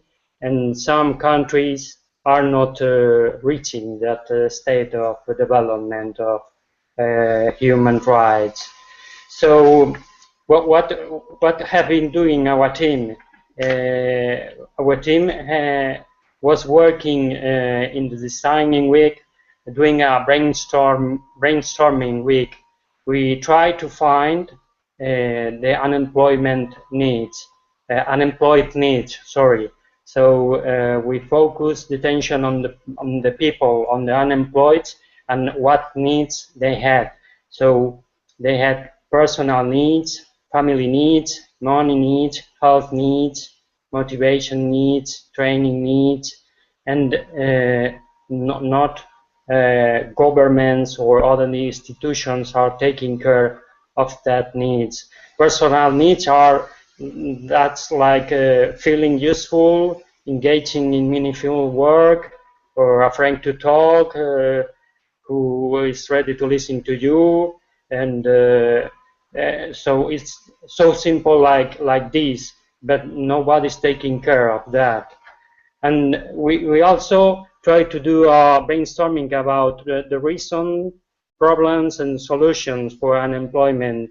And reasons we found that are some of them are under individual control, or like skills, education, experience, but some of them are out of control of unemployed, like globalization, like austerity measures, like capital markets. So some causes are not related with the behavior of unemployed, and the situation that causes that reasons or causes are long-term unemployment, evictions, bankruptcy of healthcare bills, chronic stress, and its consequences, payment delays. So the consequences are quite hard. And we try to find as well about solutions. So we try to suppose what we can do to tackle that problems. So we were thinking about improved skills, job creation policy, or other issues that were important to tackle the problems. And we try to do a prototype that was a platform to get all knowledge together and to be a point of a meeting point for people, for unemployed and for people working in that field, like researchers or whatever that were involved in that field. And also we were trying to create a circle of support based in small team groups, more oriented to participation and arranged by common criteria. Small groups to give support but with small participation, because when you are in a big group, it's very difficult to be focused on problems or to have someone you can have confidence with. So we try to do small groups as well. So one thing was create a platform, and another thing was how to develop small groups of support based in geographic criteria or backgrounds or whatever, to make mutual support of each people that is there. So our journey of learning, we in the first session we were involved in creating the group. I created the group, and then I tried to get people, and I get 10 people, 10 members of the group. And then we got to know each other and create infrastructure and roles and coordinations.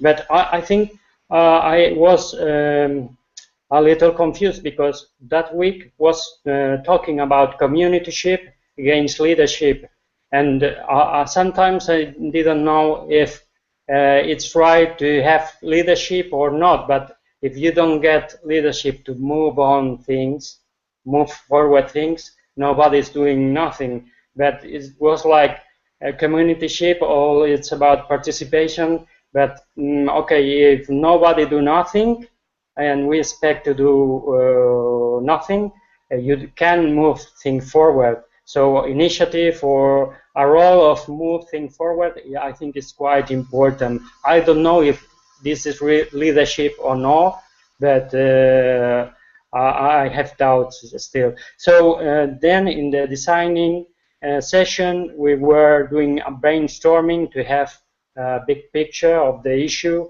to understand the issue, and we try to define what we are going to do. We design a little the prototype. Then in scaling we had some problems, because we thought that we were not ready to scale, but we were working on the course that was really interesting to have ideas or to stimulate thinking about that. But we are still working. We were still working with the prototype. We didn't get ready the prototype, but we were moving forward. And then in the restore, yes. May I interrupt you? It's Ruchika. Okay, it's my time. It's your time. In fact, I had something. Yes, it is time. But we've also pulled up your group's WordPress site. Could we show it? In fact, we are showing it. Okay. It's being shown. So okay. What we're looking at, can you see what we're looking at? Well, yeah. Okay, so what we're looking at, as you know, is can you see what we see? Can you see your WordPress site up on your screen? Sorry. So what we're all looking at now is the landing page of your team's unemployment platform site, your WordPress site. Yeah. Can you see that on your own screen? Yes. I'm seeing now that. Yeah, I'm watching that now. Okay, brilliant. So we can scroll. We've just obviously pulled it up for everyone in the audience to see, so if they can visit it at their own leisure after this Groocathon, after this event. Would you like to just make some very final remarks about your initiative, and then we'll move to the next team? Yeah. Okay. So in this web page that you are seeing there, we try to create something to get involved people, and like it is said there, this is a platform created to find solution for unemployment, and we try to give some part of the development of the website to each of our members. But okay, if you find that it's interesting to you, just go to the website and write us or whatever, and you can participate with it as well. Thank you. You're very welcome. I can imagine. I don't doubt that there'll be a number of people who will take an interest once they just a matter of taking the time to visit your website and to read it. And I do want to acknowledge that it is Human Rights Day today, December 10th, and in fact, you acknowledge that on the landing site of the unemployment WordPress page. We're going to move to our next team. That would be, we're going to jump to team 3 on the schedule. That's Intergenerational Dance Project. Alejandro and his team members, his co-dancers, are going to set up. They'll be speaking very briefly and launch into their dance. So I'm going to mute the microphone and give them a moment to set up, but do stay tuned.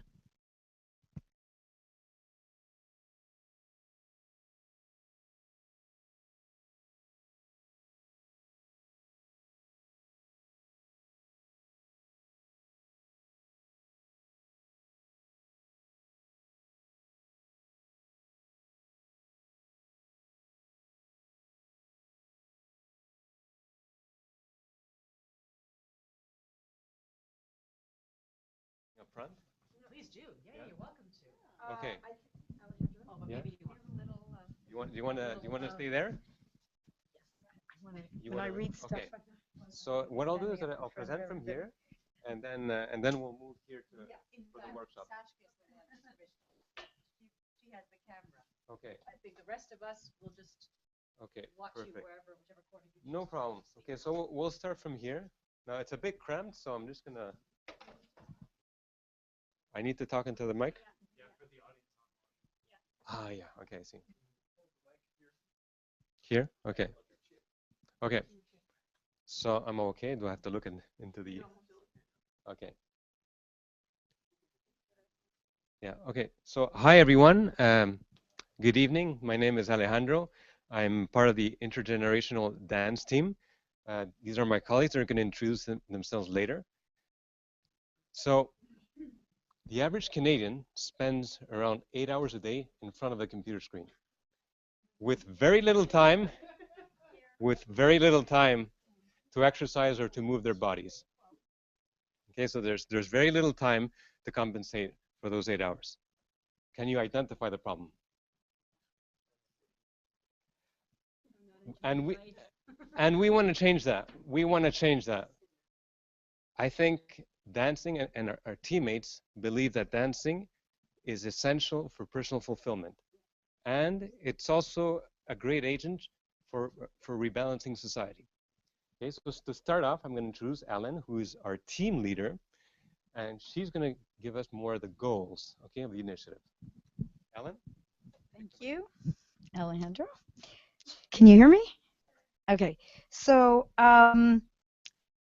this is a community project, and you know, our aim is to get people to step away from their virtual lives and their isolation, and to encourage face-to-face interaction, the exchange of knowledge, and we want to promote interaction, face-to-face interaction between generations and within generations, and it's about encouraging healthy. We're using dance as a fun modality that is great for social interaction, physical health, and well-being. So we named the class In My Shoes for 2 reasons.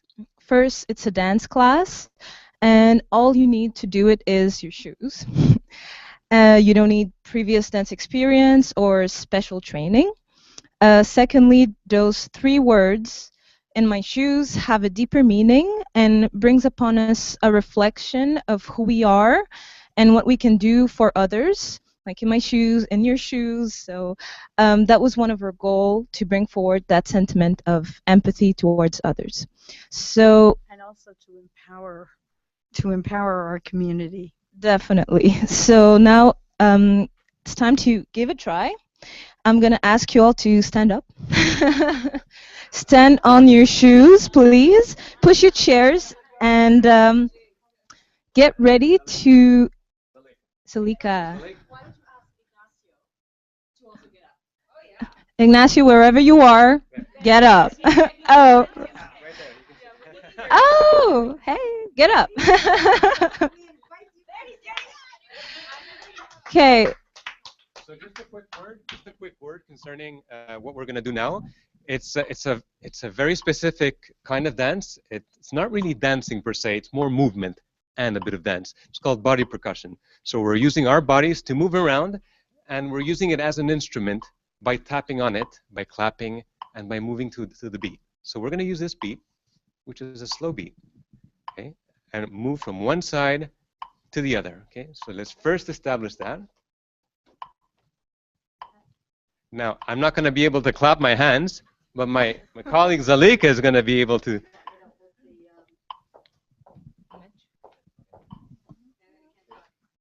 No, I'm going to. Yeah. Okay, so now what we're going to do is between beats, we're on one and one and one and one. We're going to clap in between.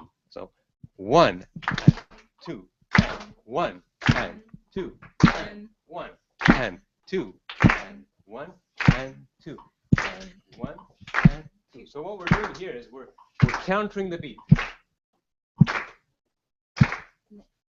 Now I'm going to ask you to snap. Snap. Snap.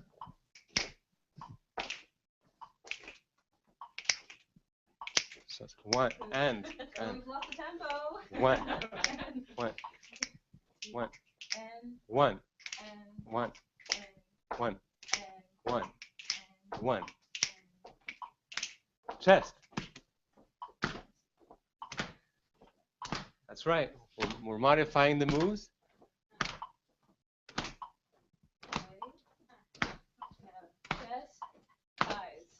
Chest, thighs. Chest, thighs. Chest, thighs. Chest, thighs. Chest, thighs. Chest, thighs. Now clapping twice between the beats. So 1,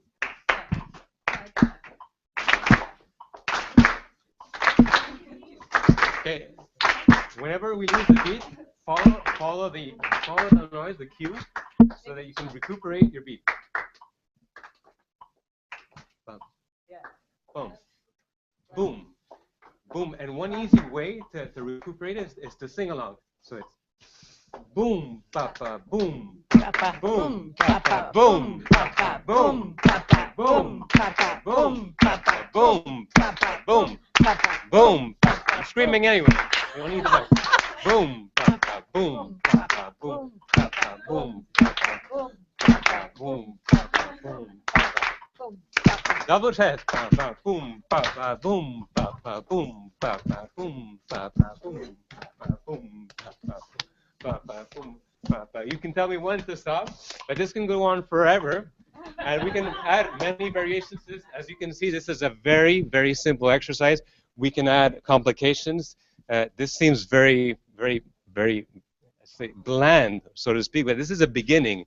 We didn't want to complicate things, but there are infinite variations that we can add. Share some of the benefits related Alan to. is going to close with a few But also, I do want to say something about our missing members also. Bobby Thompson, one of our members, he actually is a professional dancer and a teacher, has had schools, and he's part of a group, and they're award-winning. If we'll have to send you the links to see some of the amazing things that this group is doing, the films that they keep winning awards for their body percussion stuff. But in a little bit of time, he taught. We had tried this out together in one of our meetings. We have other couple of us are involved in dance. Zalika has been very involved in dance and the performing arts, jazz singer, and so we come from a health prevention and health promotion perspective. Largely, we have Steve, who has a background in education and psychology, education and counseling from McGill. I was a former social worker, a McGill field instructor, and Bobby, he was originally my my tango teacher and became a really good friend. And now we run Jog Your Mind workshops for seniors to promote cognitive vitality. But I've worked with all populations, families, and children, and this is about getting the community together. What can we do for our communities? How could everybody be involved? I'm just going to share with you some of the things. Unfortunately, Jenny couldn't be with us, but she has a background in neuropsychology, and she's pulled out some points for us to share, which is why dancing is good for the brain. Dancing utilizes many brain functions at once: kinesthetic, rational, music, and emotional. This increases more pathways between neurons, which leads to better brain function. Research has shown that dancing as part of social exchange is one of the best ways to reduce the risk of dementia. Dancing can beat the blues. Research has shown that dance is an efficient treatment of depression. Dancing is a form of nonverbal communication, or another language. Through language, we create social exchanges and bonds that make us feel less anxious and improve mental wellness. Dancing helps improve balance and reduce risk of falling. Many seniors do not go out because they are afraid of falling. This leads to social isolation. We also know that our young people are very into their virtual lives, and it is really important to get them out to be having face-to-face interaction with each other. But also, they have tons to offer older adults, seniors, and they have tons to learn from the experience and to be nurtured. So it's really about building community, strengthening community.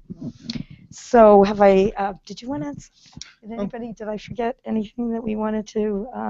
Let's just say our main point was to do a dance class that was.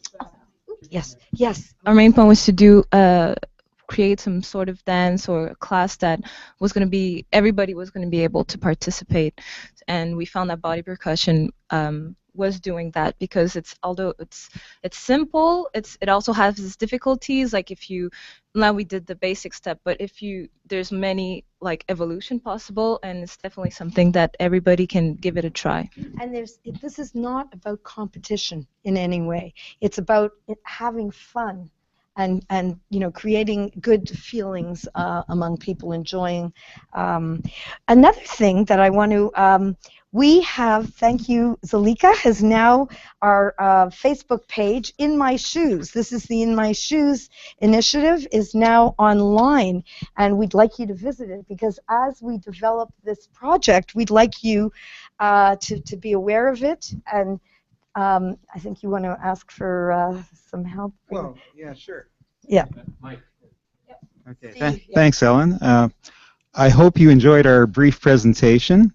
And thanks to Alejandro and Zalika, especially they just learned these moves in the last couple of weeks, so I think they pulled it off pretty flawlessly. But also, we want to congratulate each and every one of you for helping embrace this with us like this. You are the first people that we have presented this to. Oh my goodness. Where's the? Oh. You are the first people that we have presented this to. We'd like to, if you have any comments, feedback, we really would love to hear it. You could either raise your hand if you have some comments now, visit the Facebook page, let us know what you think. I'm trying to find the Facebook page. Yeah. It's In My Shoes. There's a Facebook page called In My Shoes. We just put it up. Yeah, In My Shoes. It's public. I've got In My Shoes a closed group with 470 members. No. Oh my God. Imagine. Spreading quickly. Try In My Shoes Montreal. Okay, so Lika, how come I found it? Because you were invited? My God, we're going to have to invite each and every one of you.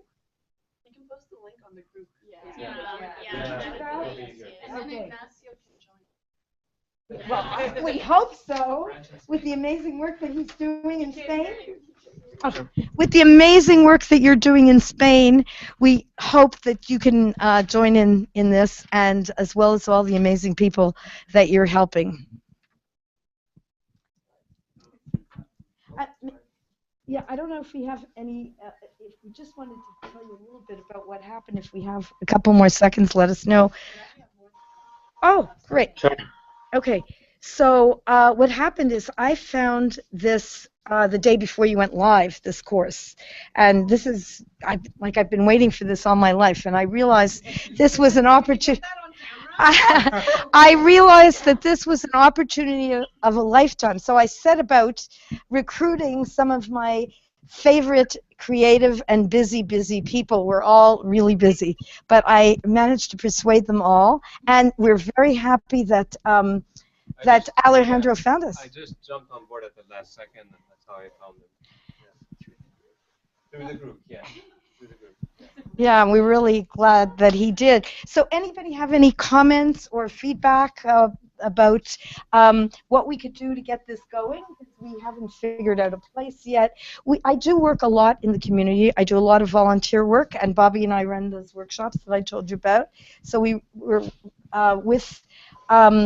volunteers with the the program, the Jog Your Mind program that I told you about, was developed by CSS Cavendish, that means Centre de Services Sociaux Cavendish, which is now part of the Centre Intégré Services Sociaux, Services Santé et Sociaux de West de Montréal.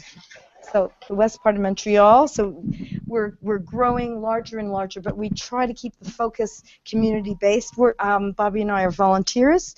I also volunteer for NDG Community Active with their Walking with Nordic Poles program, their circuit training. I met Zalika, who's the lifeguard at our tennis club. We met Zalika, and a very talented, amazing young woman. And yeah, each and every one of us, you know, bring to it lots of different experiences, just like each and every one of you do here. We're just so glad to be part of this community, and we're open for any feedback about how we can move forward and any feedback. Ellen Moss. Steve Maravitz, Salika Leonard, Alejandro Hernandez, and Bobby Thompson, who is in Barcelona, if you can find him, Ignacio, and Jenny, who's... Pardon? Valencia. Oh, Valencia, sorry. Close to Barcelona. Where we signed up for Spanish classes. Unless there's a job to be had in Barcelona, then I think you would move. Yeah, and Jenny, who's in the Laurentians and just couldn't get here today. The Laurentian Mountains of Montreal. Thank you, Ellen. Thank you. Thank you, Ellen, of the Intergenerational Dance Team. Ignacio, we many of us, we loved that you got up to dance with us. Thank you. Thank you. And each and every one of you here. So Alejandro is saying, Alejandro was saying, Ignacio, do you want to tell him directly? Alejandro has a comment for you. So, Ignacio, es que bailaste con nosotros. Sí, sí. Yo no te vi. Sí, sí, sí. Yes, yes. Okay, I danced with you, yeah. Okay, he's dancing, yeah. Okay. All right, okay. You sound convincing. No, no. So what do I say? Baila, body percussion? But yeah. So I think one last thing that I can mention is one thing that Bobby told us when he was showing us our workshops, is that it's like juggling. If you've seen people doing this on the street or in a circus, it takes a long time to do. Just like juggling 3 or 4 balls is complex. It's a very complex activity. It changes the brain, and doing this, what we did right now in the 4 or 5 minutes, is doing those changes to your brains. It's actually changing your neural structures as we speak. So this is one great reason to engage in it. It changes you, it changes your morale, and it activates your body. So I think that would be some closing statements from my part.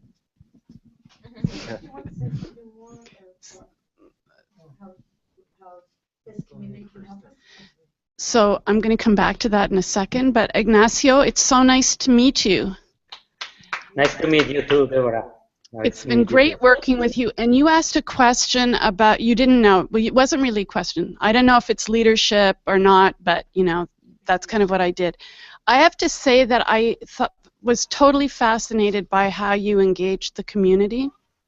and you all divided up and took roles and took sections of the wiki, and which has now turned into this website.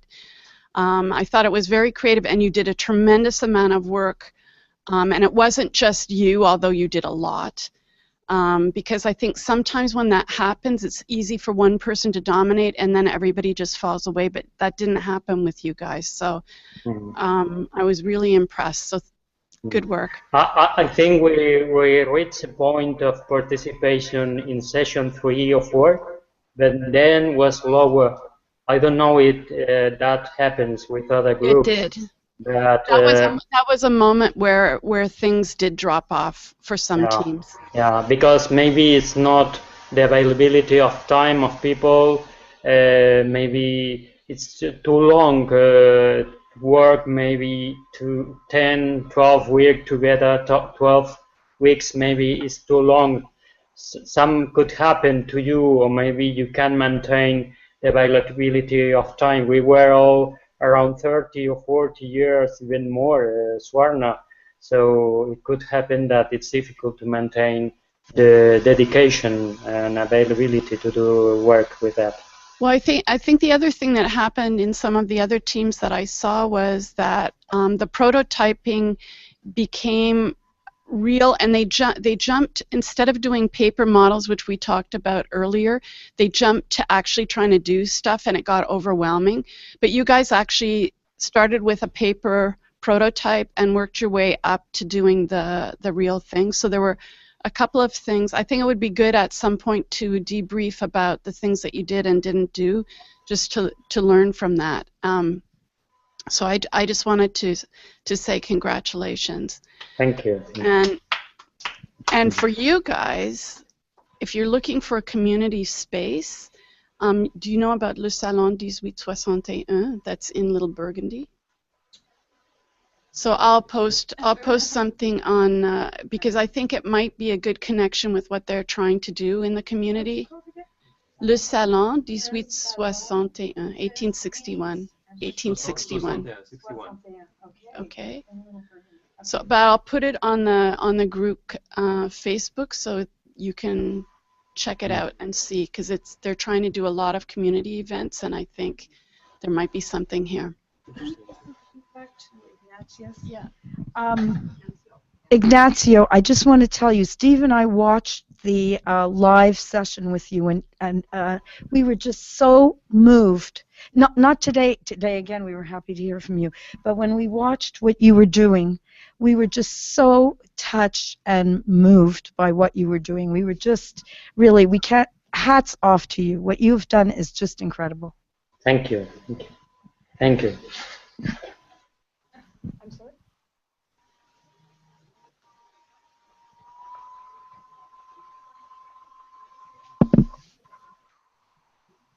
Okay. Steve, did you want to say something else, or about our group?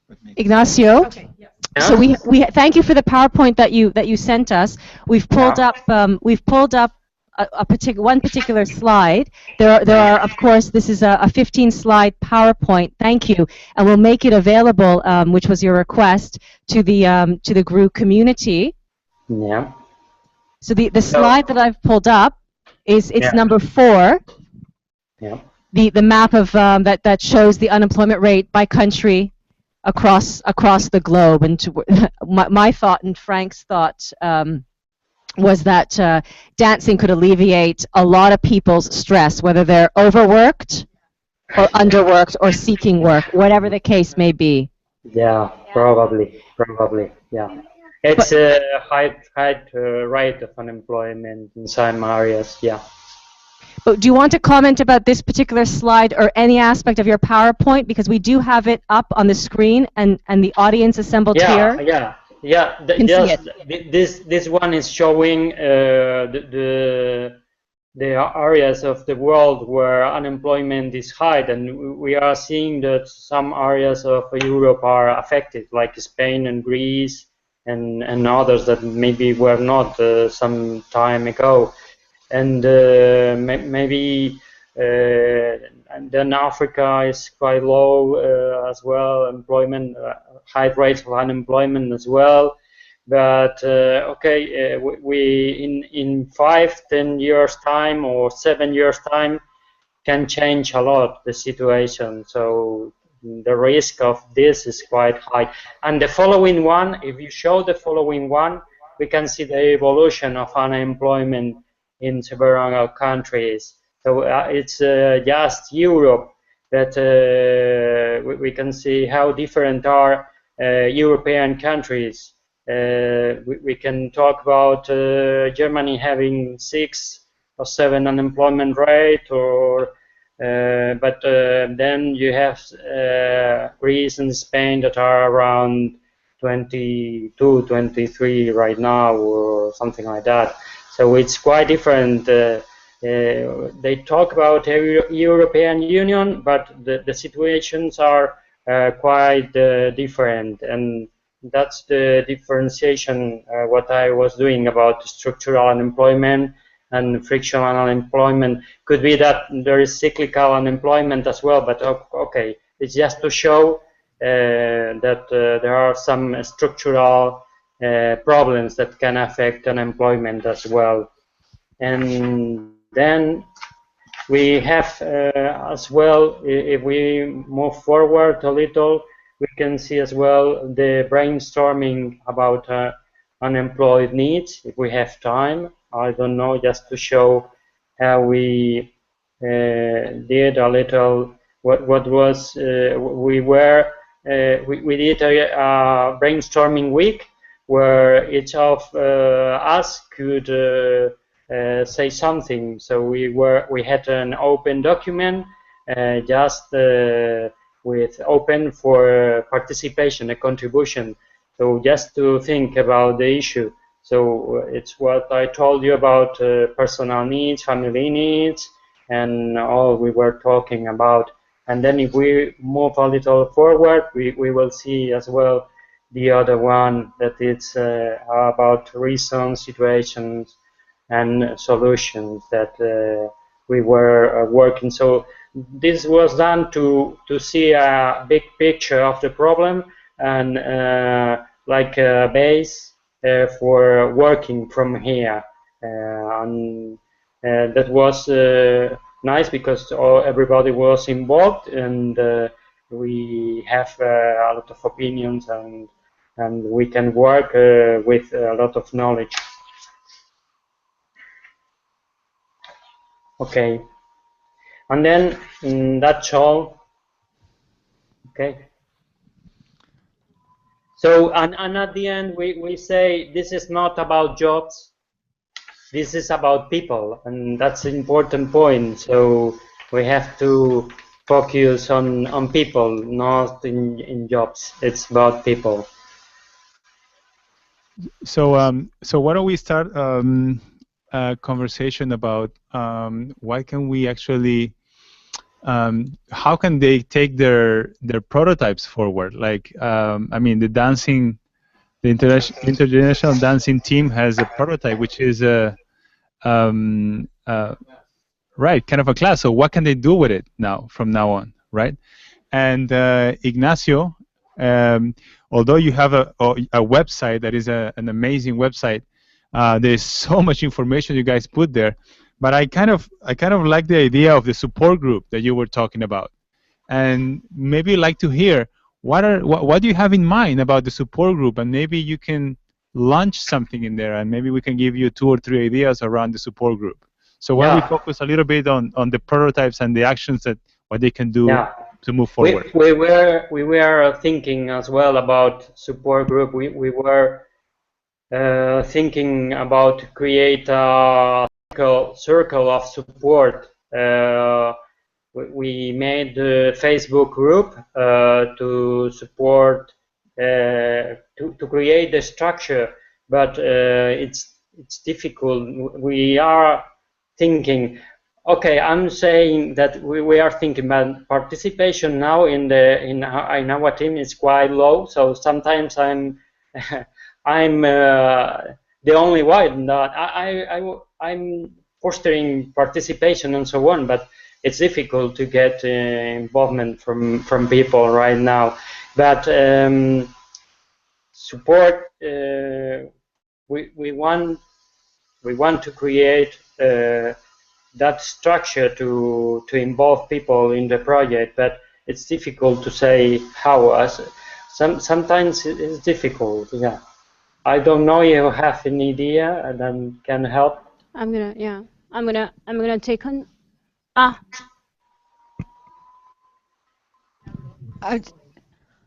I have to slip out, and I'm so sorry, but I just want to really just say thank you to a few people. Carlos, who had the idea to do a Groocathon, just to get engagement high, so we could end on a high note, and this was a high note. Thank you to Rashika and Susan, who did all the background work to organize this.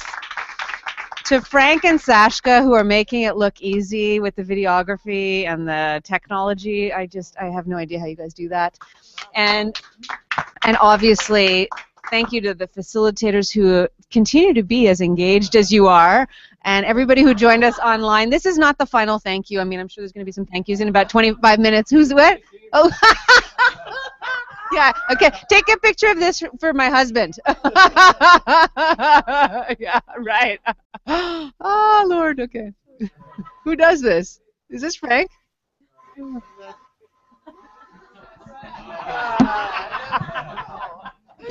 Okay, thank you. I'm slipping out. You guys are amazing. This inspires me. The baby's being born into a better world. I know.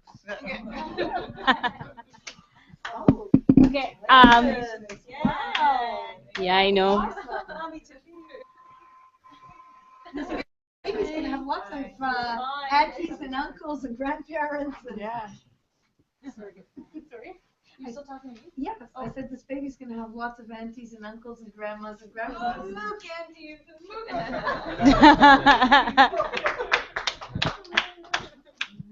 Okay, I'm gonna take the word because I've been really willing to talk and I haven't been able to, which is these two groups have actually touched the deepest of my heart.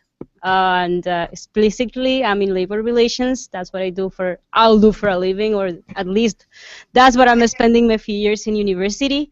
That's the reason why this topic in terms of unemployment gets into my knowledge, and I know how complicated it is. It's not only in terms of individuals, it's also in terms of organizational change. It depends a lot in terms of where you're located. For example, Ignacio in Spain with the power of sindicatos, if we're going to analyze Switzerland, if we're going to analyze the States, that it would be probably one of the biggest comments that I'll have for the group in terms of unemployment, how we deal with that, how as individuals we see useful to the labor force, depends a lot on how much support do we have. Motivation is a big chunk of it, but support from organizations is another one, and that changes in where you're located. And dancing group, I've been dancing since the age of 4. I've done ballet, Latin American folklore, just name it. The idea why I do dancing is just because I feel that that's the most gratifying feeling I could ever have had to anything in life. And it's a general comment, but it's true. When I dance, I can just detach myself or attach to myself in a way that I cannot describe with any other thing that I do. It is amazing, my feeling towards dancing. I do not do any professional dancing. How?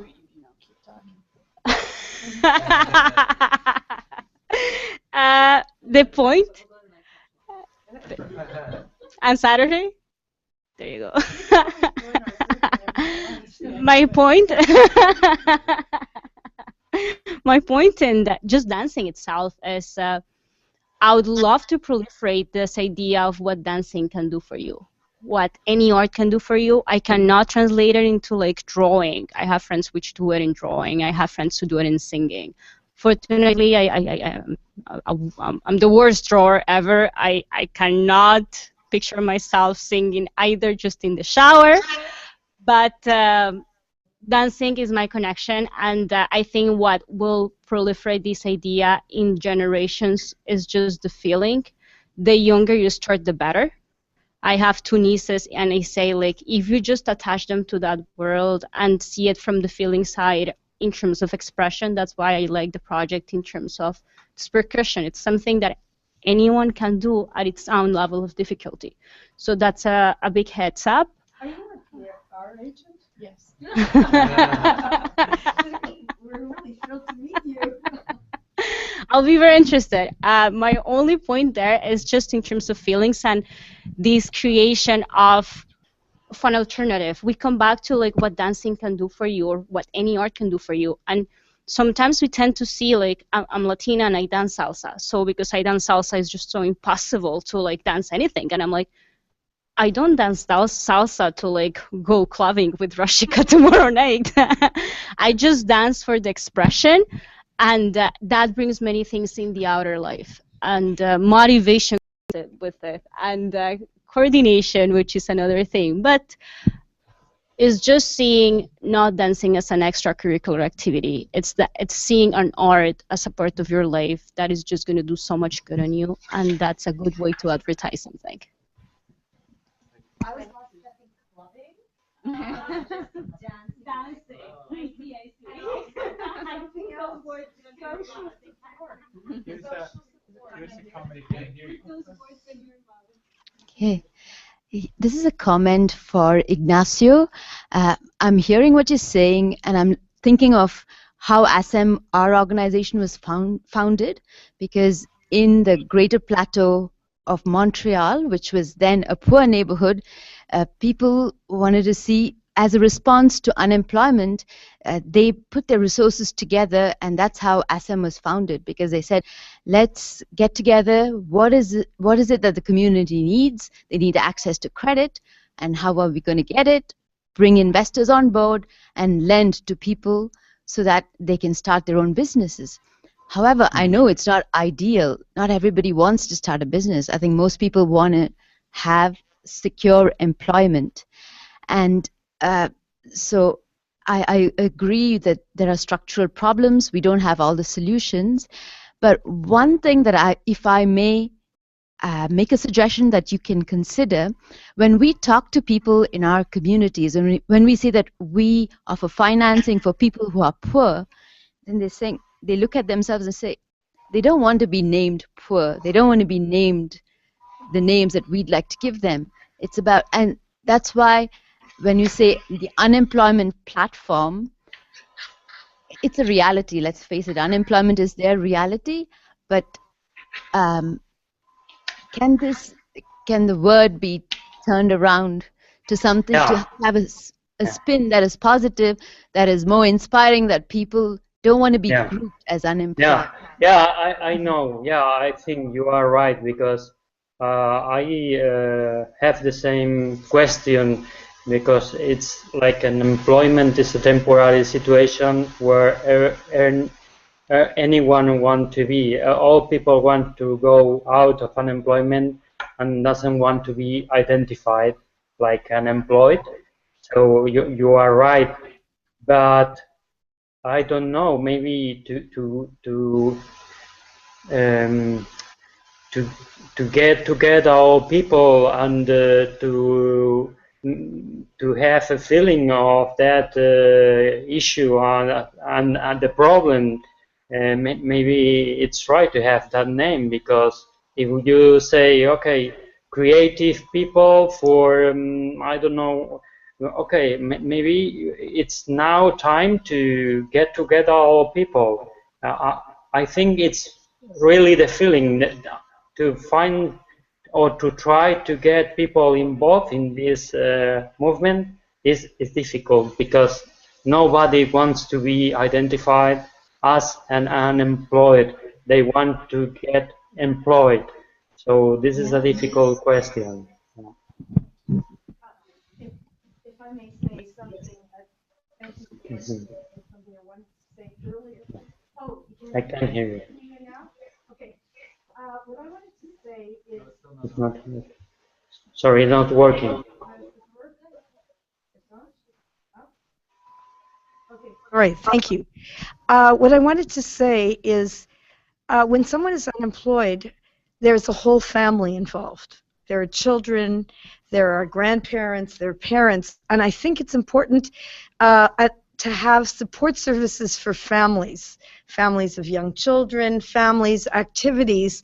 And in the process of having these activities where people can come on a regular basis, they develop relationships and support networks. And then you could help refer these people to help them network and connect them with positive resources. One organization that we have also in Montreal is called Yes, Youth Employment Services. So if you put the focus on employment services, or another thing is volunteer work. For example, I met someone doing volunteer work. She was a new immigrant from Beijing, from China, and she had just arrived, and she came to offer her services at NDG Community Active. And by developing a tie, we took her under our wings, and she got good references because she was amazing. So we need to, I think it's like you said before, it's about people. The importance is about people and connecting with people. And sometimes when people are unemployed or new to a country or unemployed for some other reason, they might be isolated and carrying a lot of many stresses. So it's good to invite them to activities that families can do, that individuals can do. It could be dancing, it could be a supper, strengthening, all kinds of stuff.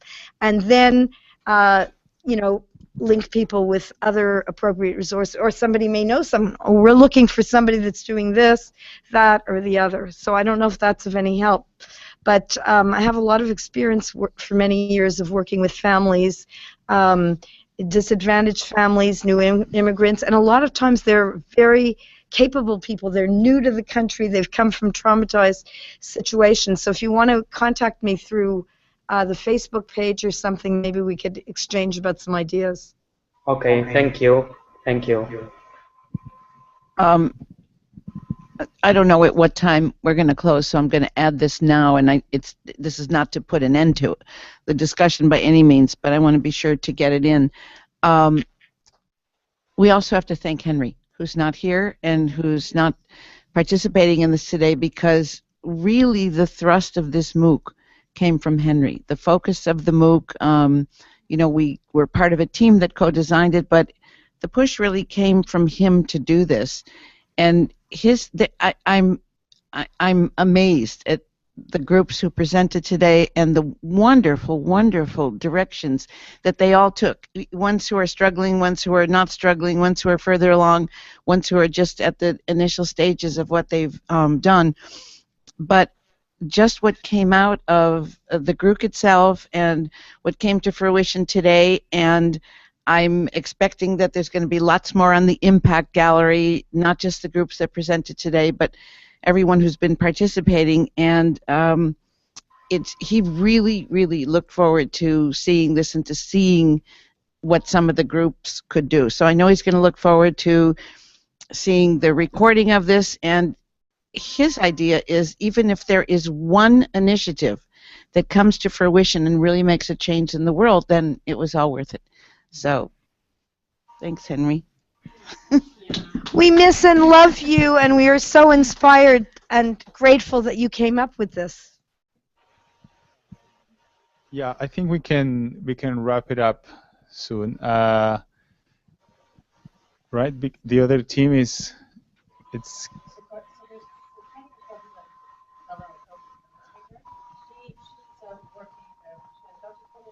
All day. I think she's on her way.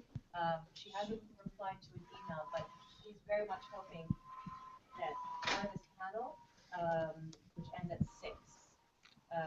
5:45, excuse me. So hopefully she'll show up in the next 15 minutes. Okay. Next 15 minutes. So if we can just, she did not say that she wouldn't come, and I think if she were able to, we would have received the message.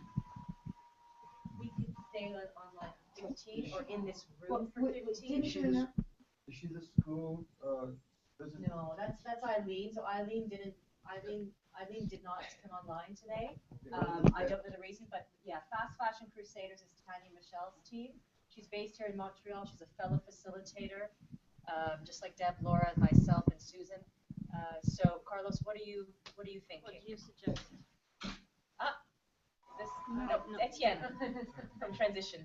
I think we should probably, because it's gonna be hard to continue the conversation just like this. I think we gave it a couple good comments to the two teams. We want to thank these two teams that came here, but we'll stay here, us, the team, for Tanya and Michelle. So feel free. I mean, I just want to right now that everyone is here. Thank you, Ignacio, and thank you to the international generational dancing team for your presentation. Yes, thank you for your presentation. And also, I wanted to thank a lot the team that put this together. Susan, Frank, Sashka, and especially Rushika, who has been doing a lot of weightlifting with coordinating all the teams together. So thank you guys for the work.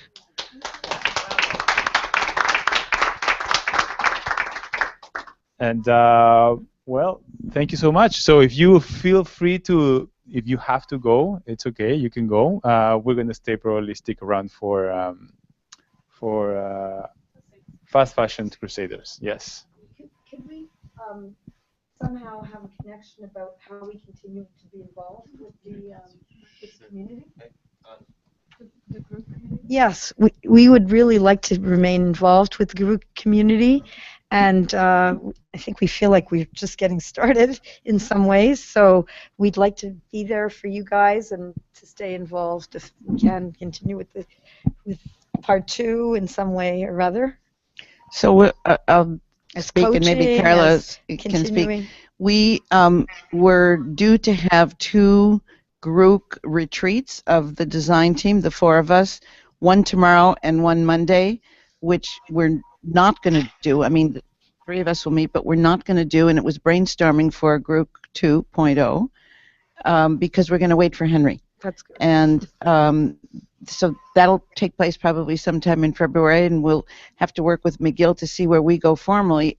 And I don't know how the edX site is for what happens once it formally closes, but you have a presence on Facebook. And so I would encourage all of you and anybody who's looking at this after we finish with the taping to continue on the Facebook page and connect with each other, whether we're present there formally or not, until we are able to announce what's next. And there will be a next. There is an afterlife.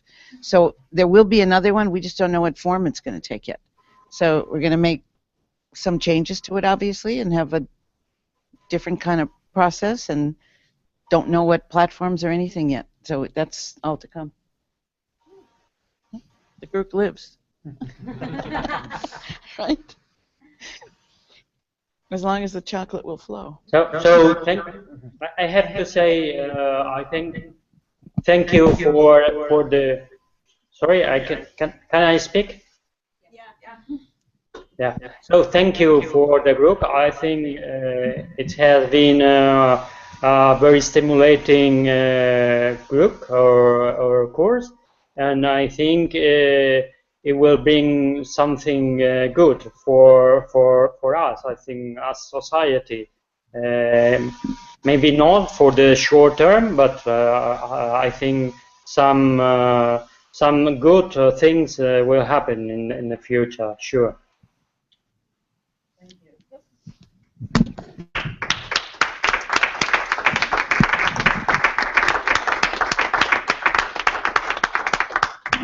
Okay, thank you, everyone. We'll close it now. Okay. Thank you, everyone. I'm disconnecting you. Okay. Thank you, Ignacio. Ciao. Bye. Okay, I'm not sure.